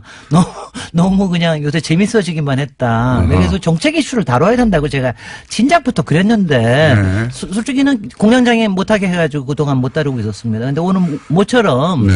4대강 사업의 4대강 나옵니까? 네. 후속에 대해서 그러니까 사실은 관심을 거의 끄고 계실 겁니다. 솔직히. 4대강 사업 전문가시죠? 네. 아니, 4대강 사업 전문가라고 그렇게 얘기하시면 안 되고. 의원 시절에 4대강 드립답하셨죠? 아니, 그러니까 뭐냐면 4대강에 대해서는 계속적으로 관심을 안 가질 수가 없으니까. 그래서 그 후속이 어떻게 되고 있나라는 거죠. 왜냐하면 이 정권 초에만 하더라도 4대강 정책감사를 감사원에 맡겼고. 네. 아직 결과 안 나왔고. 그리고 뭐 여러 가지 모니터링 한다는 뭐 이런 얘기를 해서 굉장히 좀 뜨거웠는데. 신문 개방하고. 그 다음에, 그리고 이제 일단 보호 몇 개 개방하고 모니터 한다고 그랬는데 그 다음에 발로 그냥 뜨뜻미직을 한 거 아니냐. 네, 뭐 뉴스가 이런 잘 안 나오는데. 얘기를 했는데 그 이유 중에 하나가 지난번에 그 환경부 장관, 김은경 장관 여기 나오셨을 때도 얘기하셨던 물 관리 일원화라고 하는 부분에 대한 정부 조직법이 개정이 안 돼서 그렇습니다. 그러니까 지난 7월 달에 정부 조직법이 이제 개정이 됐잖아요. 그래서 뭐 여러 가지 새로 생기고 뭐 저기 하고 그랬는데 그때 환경부로 물 관리를 일원화하는 법은 결국은 뺐습니다. 제가 그때 이제 우원식 원내대표한테 조금 이제 뭐 섭섭하기도 했는데 왜냐하면 뭐 야당이 하도 반대를 하니까 왜냐 야당이 반대하는 이유는 딱 하나입니다. 이렇게 되면 혹시 4대강 사업을 dilip하지 않겠느냐. 이것 때문에 반대한 게 가장 커요. 그래서 그때 물론 여야 협상에서 여러 가지 문제가 있어서 뺀다는 건 알겠으나 저는 이제 속으로는 우선순위에서 항상 밀려나지. 그렇지. 내가 속으로 그때 비판하고 싶었으나 참았습니다. 물을 환경의 관점에서 통합해서 관리하자는 게 일어난데. 그게 일어났는데 그래서 지난 7월 달에 빠졌습니다. 그러다 보니까 솔직히 뭐 다들 문제 없다 뭐 이런 얘기들은 하지만 겉돕니다. 솔직히는. 지금도 이제 보는 오픈하고 있고 보호 모니터링 하는 거, 뭐 수질 관리 모니터링 하는 거 환경부에서 추진하고 있고 그래요. 그렇지만 생각을 해보십시오. 이게 좀 겉돌 거 아니겠습니까? 수자원 쪽에는 여전히 국토부에 있고 국토부 수공은 여전히 국토부 소속이고 조금 쉬워지긴 했지만은 조금 뭐 유연해지긴 했지만 수공은 뭐 아무래도 좀 그럴 거 아니겠어요. 솔직히는 국토부 장관은 이제 부서니까 조금 덜 신경 쓰고 환경부는 다 잡고 싶으나 이게 아직은 내게 아니니까 그렇게 다 잡지 못하고 이런 좀 어정쩡한 관계가 지금까지 있었어요. 그리고 그때 야당하고 여당하고는 자기네들 9월 달까지는 이제 매듭을 짓겠다. 매듭 질 리가 있습니까? 그냥 또 뭐. 왜냐하면 여기는 대기업의 이해관계도 그렇고. 당연하죠. 그리고 수자원 쪽에 수자원 쪽에도 이른바 그걸 꼭 마피아라고 표현을 안 하더라도 이른바 기득권들이 맺어져 있는 뭐 세력들이 항상 있습니다. 그리고 그게 이제 위에서 바뀌면 여러 가지가 바뀌어지니까 그냥 거기서 갖고 있는 것도 있고 그러니까 이제 이게 잘 안 되는 거죠. 정치적 이유도 있고 저는 이제 경제적 이유도 있다고 봐요. 이권의 경제적이라보다 이권. 저는 그러니까 현장 부문에서 반대하는 이유는 그것도 굉장히 크다고 봅니다. 그러니까 수공이 직접적으로 나서지는 못하지만 수자원 뭐 학회 쪽이라든가 수자원 관리 쪽에 무슨 협회들이 있거든요. 그러니까 이런 쪽에서 개발 이슈도 있고. 반대하는. 왜냐하면 그 개발 이슈가 그리고 이제 굉장히 많이 이제 앞으로 일량도 줄어들고 일도 좀 더 까다로워지는 거 아닌가. 그다음에 또 하나는 잘 모르시지만 사실 수자원을 이용해서 생기는 이권들이 꽤 있습니다. 물 팔아서 옛날처럼 이제 대동강 물 팔아서 뭐 한다는 것처럼 예. 앞으로 점점 더 그런 게 좀 더 많아져요. 예. 그래서 하여튼 여러 가지 그런 것 때문에 엉거주춤이 있었던 겁니다. 여태까지. 지금까지. 예. 근데 지금 뭐 이제 드디어 하여튼 좀 늦긴 했지만 예산안이 통과되고 나니까 이제는 이제 입법 전쟁 아닙니까? 네. 지금 입법 전쟁인데 일단은 이번 정기 국회에서 마무리가 꼭 져졌으면 좋겠어요. 왜냐하면 정기 국회에서 마무리가 지어지면 무슨 뜻이냐면 대개 연초면은 예. 조직 개편들을 많이 합니다. 예. 그다음에 인선도 합니다. 인선을 해가지고 그러니까 그렇게 되면 여러 가지가 방향이 정해지는데 이번에 만약 매듭이 안 되면 굉장히 많이 또 늘어지는 거죠. 그러니까 일이 잘 안 되는 겁니다. 근데 입법을 예를 들면 자유한국당 입장에서는 네. 정치적으로도 4대강을 파기 시작하면 이전 정권에 대한 비리로 연결될 수 있어서 그리고 이권의 관점에서도 이걸 파기 시작하면은 이게 이제 통과되면은 이권이 날아가니까 네. 그래서 계속해서 입법은 보수 정당에서는 반대할 것 같은데 반대하는데 근데 제가 한 가지 어떻게 통과됩니까 이게 근데? 일단은 지금 이제 희망적인 사인이요. 저는 이제 지금 오늘 이제 이 얘기를 꺼낸 거는 가능하면 정기국회에서 마무리해 주십사 하는 입장에서 얘기를 하는데 희망적인 사인은 11월 달 초부터 이 이른바 이제 협상 협의체가 조금 움직이기 시작을 했어요. 공청회도 하고 이러면서 그리고 제일 좋은 거는 국민의당이 거기 주승용 의원이 그 물기본법 발의도 했습니다. 예. 정부조직법 개정에 대한 것도 발의를 했습니다. 그러면 예산안 통과 때처럼 141명이 발의를 했으니까 상당히 가능성은 높아졌어요. 그러니까 이제 국민의당이 딴 소리를 하지 않으면 딴 소리를 예산안 때처럼 예산안 때처럼 가능해진 게 확실합니다. 그래서 이제 저는 이제 그 점에서 좀 해줬으면 좋겠다. 그 다음에 자유당하고 바른 정당에 대해서는 제가 이런 표현을 좀 쓰고 싶은데, 뭐, 4대강을 이립하나 저립하나 분명히 팔 테고요. 네. 이왕 이거 합하고 나면은. 여기서 판단하는 건 조사한다는 제가 얘기고. 이제 제가 얘기하는 거, 조사나 이런 거 폴로업은 당연히 해야 되는 거고, 두 번째는 하여튼 지금 여태까지 이게 한 20-30년 동안 이걸 못한 거거든요. 예. 그러니까 환경부로 가는 게 꼭 좋을지 안 좋을지는 아직도 판단은 확실히는 않습니다. 해봐야지 알아요. 외국에도 여러 다른 사례가 있는데, 근데 지금으로서는 일단은 환경부에 맡겨가지고 돼볼 수 있는 거를 만드는 게 굉장히 예산 앞으로 우리 이제 세금 아끼는 데라든가 이런 데 굉장히 좋고요. 환경부가 물 관리를 일원화해서 그 주도해야 되는 이유를 1분 30초 동안 설명하시면요. 아니요, 그러니까 수량과 수질은 같이 간다는 거고요. 네. 그러니까 그거 두 개를 같이 봐야 된다는 거고요. 그쵸. 그리고 제가 또 하나만 확실히 드리면은 대구 분들이만 나서 주십시오. 대구에요. 네. 물 산업 클러스터라는 게 있어요. 네. 근데 지금 이게 일원화가 안 되는 바람에 원래 환경부에서 이걸 하는 건데 관련 산업들 이거 제대로 지금 경기 부양이 안 되고 있어요. 그러니까 대구 쪽에 계신 분들 열심히 좀 지역 의원들한테 얘기해가지고 빨리 환경부로 몰아다오. 물 산업을 굉장히 일으킬 수 있다. 그럼 우리 지역도 좋아진다. 이 얘기도 좀 말씀드리고 싶습니다. 그러니까 이제 물을 뭐 개발이나 댐 같이 개발이나 이런 관점이 아니라 이제 먹는 물, 환경의 관점에서 이제 바라봐야 된다. 네. 기본적인 정신은 그거죠. 아니 근데 이제 제가 이제 얘기 들으면 그거 이제 반대를 하시는 분들한테도 일리는 있습니다. 어떤 게 일리가 있느냐 하면 외국의 경우에는 이게 이렇게 어느 부처에다 몰아주는 게 아니라 여러 부처들을 총괄하는 총지실 단위에 뭐가 있든가 별도의 단위를 만드는 경우가 있어요. 네. 그 다음에는 옥상옥이 되겠죠. 그다음에 또 하나가 우리나라에서는. 저는 그거는 반대하고요. 또 하나는 뭐냐면은 물 하나로 끝나는 게 아니라 축산업. 네. 또 토지의 이용, 뭐 국토부에도 관련되고 네네. 농수산부에도 지금도 많이 우리도 관련되잖아요. 그렇죠. 근데 이걸 환경부에다가 몰아주면 이게 오히려 힘이 약해질 수가 있다. 그래서 오히려 반대 의도도 있다. 유역으로 만들어서 관리해야 자, 된다. 시간이 없네요. 그럼에도 불구하고를 해야 돼요. 그럼에도 다음 주에. 불구하고 김재래 박사님이었습니다. 다음 주에 하셔야 됩니다. 안녕. 안녕. 왜냐면은 이 정권 차원의 범죄일 때는 특히나 그 종범들이나 협조자들이 자백을 하거나 하지 않으면 밝혀내기 어려운 게 굉장히 많습니다. 장시호가 밝혔던 여러 가지 사안들은 사실 장시호가 받거나 직접 확인해 주지 않으면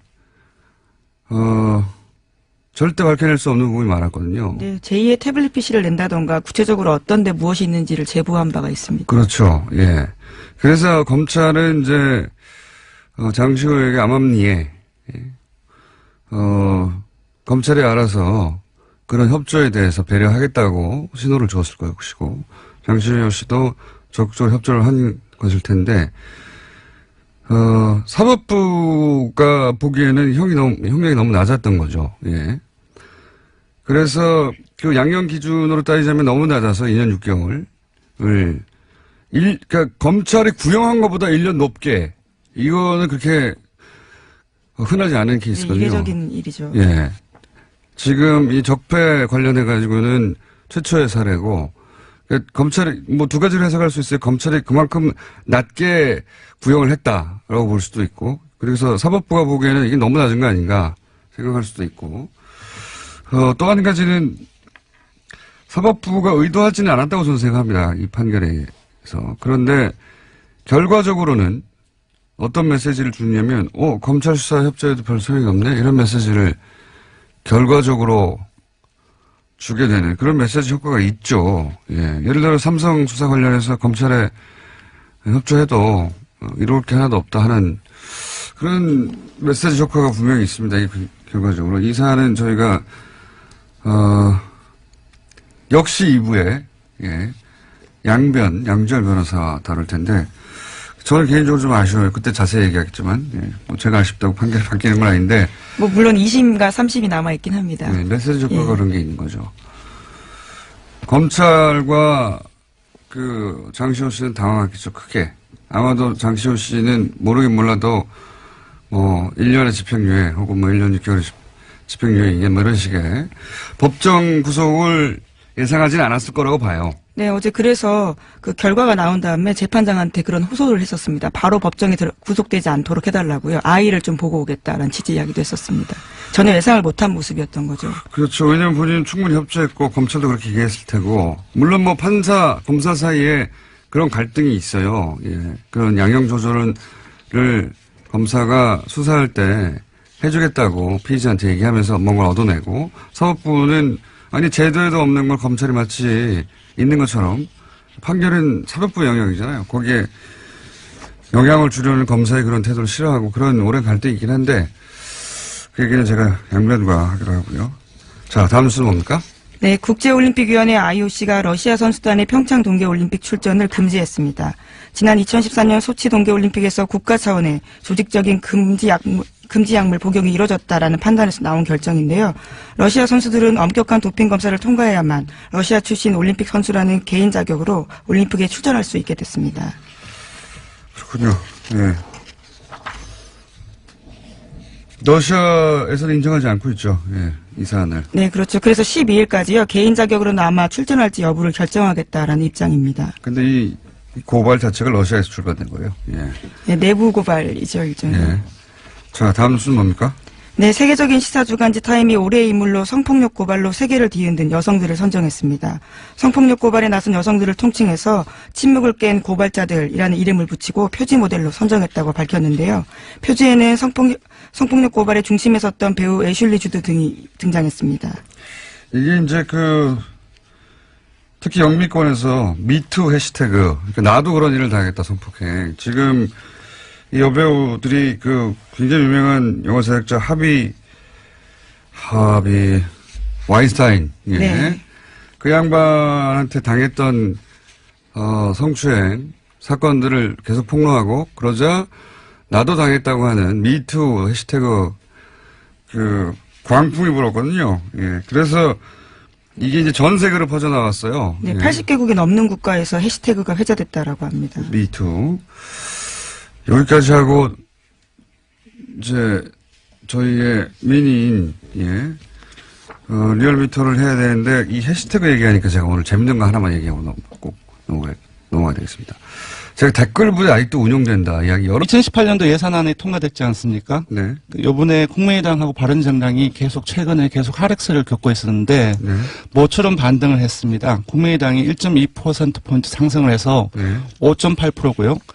바른정당 역시 0.8%포인트 상승을 해서 6%가 나왔습니다. 최하위를 한 달간 했는데 국민의당이 맞습니다. 4주 연속 최하위를 했습니다. 예산안 통과 효과라고 저는 보는데 그죠? 맞습니다. 예, 한국당 사실상 한국당의 보수청이 분석을 해보니까 국민의당이나 바른정당으로부터 많이 갔어요. 그래서 정당으로서 자유한국당이 이번 예상 과정에서 크게 역할을 못하고 반면 국민의당 같은 경우는 일종의 그 정당으로서 효능감을 그 자유한국당에 실망한 그 지지층으로에게 좀 주는 과정에서 저도 오늘 말이 주는 과정에서 좀 그쪽으로 이탈하는 과정에서 국민의당이 상승하지 않았나 싶습니다. 바른정당도 비슷합니다. 네. 그렇군요. 국민의당이 거의 주중에 한 6%대까지 오르지 않았나요? 맞습니다. 주중에 예산안이 통과됐던 날 당일 6일이죠. 네. 예, 6.2%포인트까지 올랐습니다. 그러니까 국민의당이 사실은 그 정부와 계속 각을 세우는데 그때마다 떨어져요. 거꾸로. 예. 맞습니다. 협조를 할 때 올라가는데 왜 뭐 이건 제가 박지원 대표가 오늘 나온 날이기 때문에. 제가 오래전에 기억나세요? 네. 안철수 대표가 좀 협조를 하는 과정 속에서 지지율을 끌어올릴 수 있지 않겠느냐라고 얘기를 했을 때 공장장님은 그건 절대 안 그럴 것이다. 그거는 지지율이 안 오른다는 얘기가 아니라 안철수 대표가 협조를 안 할 거라는 얘기였어요. 당연히 지금은 대세가 지금 현 정부 초기잖아요. 현 정부가 하는 일들을 도움을 주면 지지율이 오히려 올라갑니다. 네. 처음으로 국민의당이 그 지지율 상승 효과를 누리고 있고요. 예, 사실상 이번 그 틈을 잘 이용을 한 것 같아요. 국민의당이. 네. 반면 자유한국당 같은 경우도 사실상 오르긴 올랐지만 제가 봤을 때는 사실상 패배자가 아닌가 싶거든요. 예산안 통과되고 나서는 떨어졌죠. 예, 0.7%, 이번 주중 집계에서는 0.7%포인트 상승을 해서 18.3%인데 예산안이 통과됐을 때는 17.4%이고요. 그렇겠죠. 그 사실상 논란이 많이 된 과정 속에서 한국당이 이것보다는 조금 더 많이 올라야 되는데 보수층이 한 5%포인트를 이탈을 했습니다. 오히려? 예, 오히려. 이 이탈한 층이 아까 말씀드린 것처럼 국민의당하고 바른정당하고 거의 다 간 것이죠. 네. 그렇군요. 민주당은 어떻게 되나요? 예, 민주당은 조금 이제 상당폭 빠졌습니다. 3.4%포인트 하락한 48.5%이고요. 주중에는. 이제 국민의당하고 바른정당의 요인이라고 봐야 될 것 같습니다. 하지만 예산안이 통과됐던 날은 다시 50%를 회복했기 때문에 요거는 이제 아주 짧은 기간 동안의 영향이 아닌가 싶습니다. 쌤쌤이네요. 네, 정의당 또한 하락을 했습니다. 0.6%포인트 하락해서 4.5%가 나왔습니다. 대통령 지지율도 비슷하겠네요. 네. 떨어졌다가 또 예산안 통과될 때 올라가고. 4주 연속 상승 흐름이었다가 지난주하고 이번 주까지 조금 아주 약하게 그 2주째 하락했는데요. 0점대. 예, 0.7%포인트 하락해서 70.8%입니다. 약 보합이라고 볼 수 있는데. 예산안 통과되온 다음에 어떻게 됐습니까? 예, 예산안 통과된 다음에 상당히 많이 올랐어요. 72.1%포인트까지, 72.1%까지 올라서. 상당히도 뭐 1.1%. 왜냐하면 그 전날에는 69.3%까지 떨어졌기 때문에 그 일일 변화로서는 상당폭 올랐다고 볼 수 있을 것 같습니다. 뭐 저희가 몇 달째 똑같은 얘기하고 있는데 0점 몇 빠지고 0점 몇 오르고 뭐 많이 빠지고 오르면 1, 2% 움직이고 예, 종합을 하면 한국당 지지층을 제외하고는 모든 정당 지지층, 모든 지역, 모든 연령, 모든 이념 성향에서 다 긍정평가가 크게 높거나 우세합니다. 네. 알겠습니다. 예산안이 통과되면서 사실은 주요 정당들의 지지율이 좀 진폭이 있고. 네, 맞습니다. 대통령 지지율도 진폭이 좀 있고. 그렇습니다. 통과되면서 민주당 그리고 국민당이 상승한 항목이고요. 한국당 하락하고 한국당을 빼고는 상승을 했지만 예산안 통과를 기준으로 하자면 맞습니다. 주요한 가장 중요한 이벤트였던 정의당도 하락을 했네요. 정의당은 언론 보도가 상당히 많이 감소했습니다. 언론 보도 감소 효과도 있는 거고. 자, 그것마저 알려주면 현안 조사 이번 주는 뭡니까? 예, 문무일 검찰총장의 이제 발언이 있었는데 많이 논란이 되었죠. 이거 간접적으로 알 수 있는 조사가 아닌가 싶은데요. 한 2주 전쯤에 죄송합니다. 김관진 전 국방부 장관하고 임관빈 전 실장 여러 번 했거든요. 근데 이제 반신반의하셨던 분들이 많을 거예요. 제가 오늘은 좀 더 구체적인 증거에 해당되는 정황을 거의 증거라고 봅니다. 말씀드리면 지금 네이버에 가서 오픈, 영어로 오픈, 영어로 쓰지 말고인데 한글로 오픈 열기 4글자를 검색어에 딱 쳐보세요. 그런 다음에 그 메뉴 중에 실시간 검색이라는 메뉴가 있습니다. 네이버에. 트위터 같은 거 검색하는. 오픈 열기라고 치고 실시간 검색을 탁 클릭하면 각종 기사에 달린 댓글들 중에 오픈 열기, 옵션, 죄송합니다. 오픈 열기가 아니라 옵션 열기예요. 옵션. 예. 옵션 열기라는 단어가 포함된 댓글들이 주르륵 나옵니다. 이건 해시태그가 아니라 갑자기 왜 옵션 열기라고 하느냐. 이게 전부 다 댓글 부대가 쓴 댓글이에요. 댓글을 달 때 위에서 지시를 받아서 그걸 자기 아이디로 카피를 해서 댓글을 달았는데 거기 맨 앞에 옵션 열기라고 하는 내용과 상관없는 메뉴가 있는데 그걸 카피해서 갖다 붙여버린 거예요. 무슨 얘기인지 아시겠죠? 이거 한번 해보겠습니다. 잘 모르겠는데요. 바보같이 무슨 얘기냐면 네. 내가 댓글을 달 때 댓글 알바가 있다고 쳐요. 예, 지시를 받았어요, 내용을. 그게 자기가 쓴 내용이 아니라는 거죠. 그걸 카피해서 갖다 붙여줄 거 아닙니까? 자기가 쓴 게 아니니까.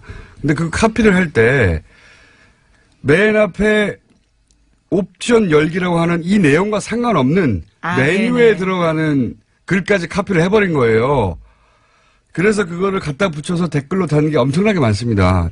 그게 여전히 지금 오늘도 달려있는 것들을 볼 수 있어요. 제가 오래전부터 봐왔는데 이걸로 몇 가지를 알 수 있어요. 이제는 댓글 부대 전용 프로그램이 있는 거예요. 전용 프로그램이 있어서 그 프로그램을 통해서 댓글 지시 내용을 받아요. 그런데 이제 그거를 카피 앤 페이스트 할 때 이렇게 마우스나 뭐로 손으로 쭉 긁어서 붙일 거 아닙니까? 그때 맨 앞에 있는 옵션 열기라고 하는 메뉴까지 촥 카피해서 붙이는 경우가 왕왕 일어나는 거죠. 기계적으로 알바를 하다가 결과적으로 예, 그런 실수가 드러나게 된 거죠. 그러는 거죠. 그러니까 프로그램이 있다, 이제는. 이 댓글 부대에 지령을 내리는 프로그램이 있다. 그리고 그걸 카피할 때 옵션 열기라는 부분은 삭제하고 카피해야 될 거 아닙니까? 그래 깜짝같죠. 그런데 컴퓨터에 그만큼 익숙하지 않아서 고연령대 노년층일 가능성이 높은 거죠. 그것까지 카피해버린 거예요. 재밌죠? 예. 그리고 이 댓글 프로그램을 통해서 댓글 지시가 내려가고, 그거를 댓글 다는 부대가 아직도 있는데, 그 댓글을 특정 기사에만 달 거 아닙니까? 그 기사들 어디에 달았나를 보면, 논리는 굉장히, 논리 개발자가 따로 있는 게 확실해요. 예. 고급한 정보들도 가끔 있고요, 보면.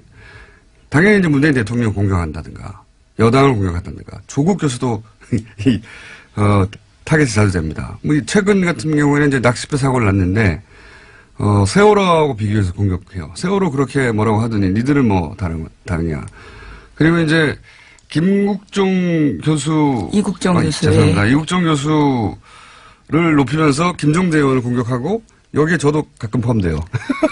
저는 김종대 의원을 옹호한 적이 없는데, 어쨌든. 그리고 조국 민정수석 또 자주 등장하고요. 지금 당장 해보시면, 왜냐면 제가 이제 방송에서 이 말을 했기 때문에 이제 지워버릴 거예요. 근데 지금 당장 해보시면 실시간으로 주르륵 나옵니다. 댓글 알바 있다. 댓글 무대 있고요. 이거 누가 시키고 누구 돈으로 하는 건지, 주요한 적폐 수사 끝나면 이거 수사 들어가야 된다고 봅니다. 여전히 돌아가고 있어요. 댓글 알바들. 오늘 여기까지 해야 되겠습니다. 네, 수상 소식도 하나 전해드리려고 했는데요. 수상 소식이요? 네, 민주언론 시민연합에서 민주시민언론상 본상 수상자로 김어준 공장장이 선정됐다고 합니다. 예, 아주 짧게 말씀드리겠습니다. 중요한 뉴스네요. 예. 축하드립니다. 언론상을 제가 수상하게 됐다. 자, 시사인의 김은지였습니다. 감사합니다. 네, 바로 이어서 권순정 리얼미터 조사 분석 실장님 나오셨습니다. 그것마저 알려주마. 자, 이건 이제 유일하게 저희가 주 중반에 하는 조사입니다. 네. 대부분 주 초반 혹은 주 말에 하거든요. 자, 한번 쭉 읊어보시죠. 네, 이번에는 정당부터 먼저 소개를 해드릴게요. 네. 네.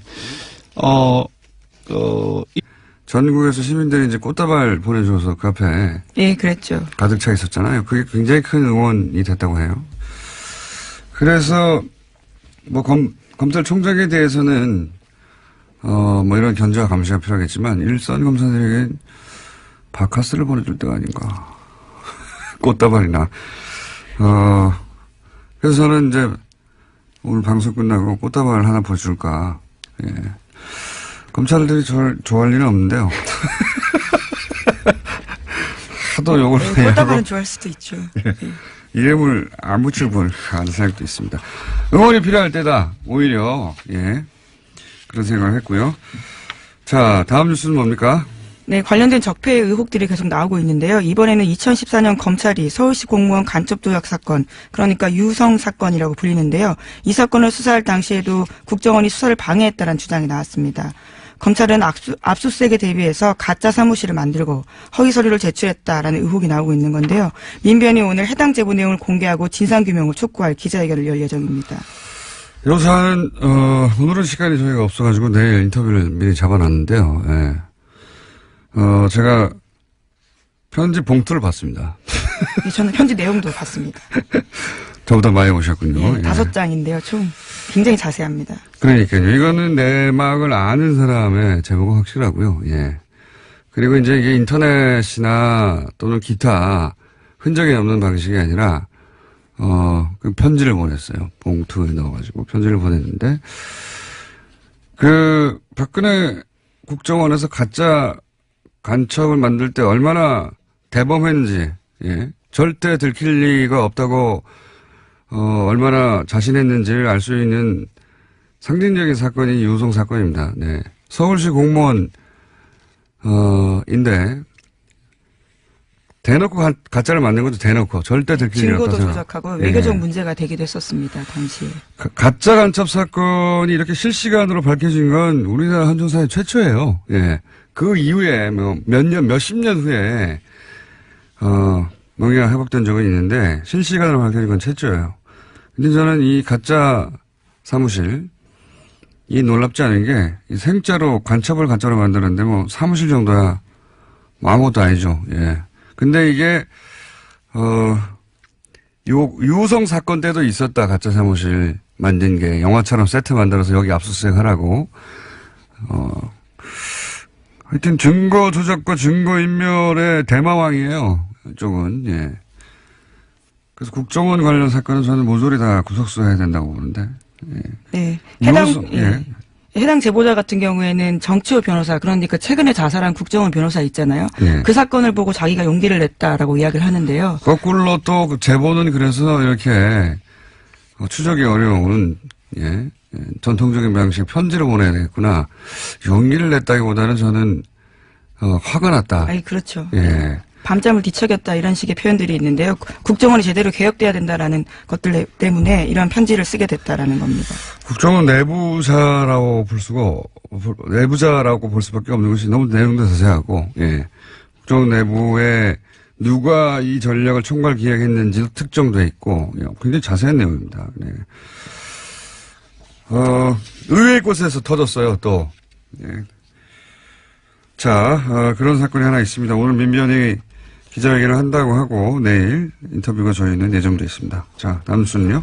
네, 어제 장시호 씨가 1심 선고가 있었습니다. 검찰의 구형보다 센 징역 2년 6개월이 나왔는데요. 곧바로 법정 구속됐습니다. 당초 특검은 장 씨에 대해서는 징역 1년 6개월을 구형한 바가 있는데요. 그보다 더 높게 나온 겁니다. 장 씨가 수사와 재판에 협조한 점은 있긴 하지만 이 사안으로 실질적으로 가장 크게 이익을 본 사람이 장시호 씨라면서 재판부가 이렇게 판단했다라고 밝혔습니다. 검찰은 굉장히 당황했을 겁니다. 왜냐면은 특검 때 장시호 씨로 인해서 밝혀진 게 적지 않단 말이죠. 근데 우리나라에서 법적으로 풀리방법이 없잖아요. 양형거래가. 그러니까 죄를 인정하고 협조하면 형을 낮춰주거나 아예 풀어주는 제도가 우리나라에 없단 말이죠. 그래서 아마 이제 혐의 중에서도 이게 공갈죄인데 강요죄로, 왜냐면 강요죄가 형량이 낮아요. 강요죄로 잡고, 그리고 그 중에서도 양형을 낮게 잡아주는 것으로 검찰은 그런 노력을 한 거죠. 네, 구형을 낮게 한 바가 있습니다. 네. 안녕하세요, 김호준입니다. 문무일 검찰총장이 국정원 사건 등 적폐 청산 수사의 중요 부분을 올해 안에 마무리하고 내년에는 민생 사건 수사에 집중하겠다고 밝혔죠. 그렇습니까? 적폐 수사가 어떻게 시작됐나요? 검찰이 알아서 시작한 건가요? 아니죠. 국정원 댓글 사건을 수사했던 2010 2013년에는 검찰이 없었습니까? 있었어요. 검찰 멀쩡히 있는데 국정원 수사하려다가 조선일보가 앞장서고 국정원이 뒤에 서서 검찰 수장에 목을 쳐버렸죠. 수사를 못하게. 적폐 수사가 가능해진 것은 지난 겨울 1,000만 명이 넘는 시민들이 촛불을 들고 거리로 나가 구체제를 마침내 끝을 냈기 때문입니다. 그렇게 국민들이 만들어준 기회가 바로 적폐 수사죠. 검찰총장이 아니라 그 누구도 시한을 정해서 임의로 끝낼 수 없는 겁니다. 서울중앙지검 검사들 몸이 피곤하면 총장님이 사우나를 끌어주시고 정신적으로 필요하다면 시민들이 응원을 하겠습니다. 서울중앙지검의 적폐 수사 일선 검사님들 난생 처음 응원 꽃다발 좀 받아보시겠습니까? 네. 힘들 내시고 시작했으면 끝을 봅시다. 김호준의 응원이었습니다.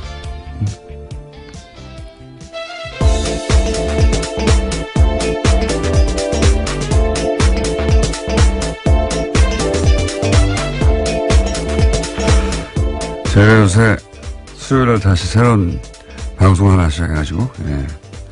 목요일 아침은 다시 혀가 꼬이기 시작했어요. 평상시에도 꼬이는데. 자, 예, 김은지입니다. 제가 소개해드리려고 했는데. 네. 잊어버릴 줄 알고. 네, 혹시 그러신 줄 알고요. 그럴 가능성이 매우 높은 목요일 아침이었는데. 네. 눈치 빠르시게. 김은지 기자, 예.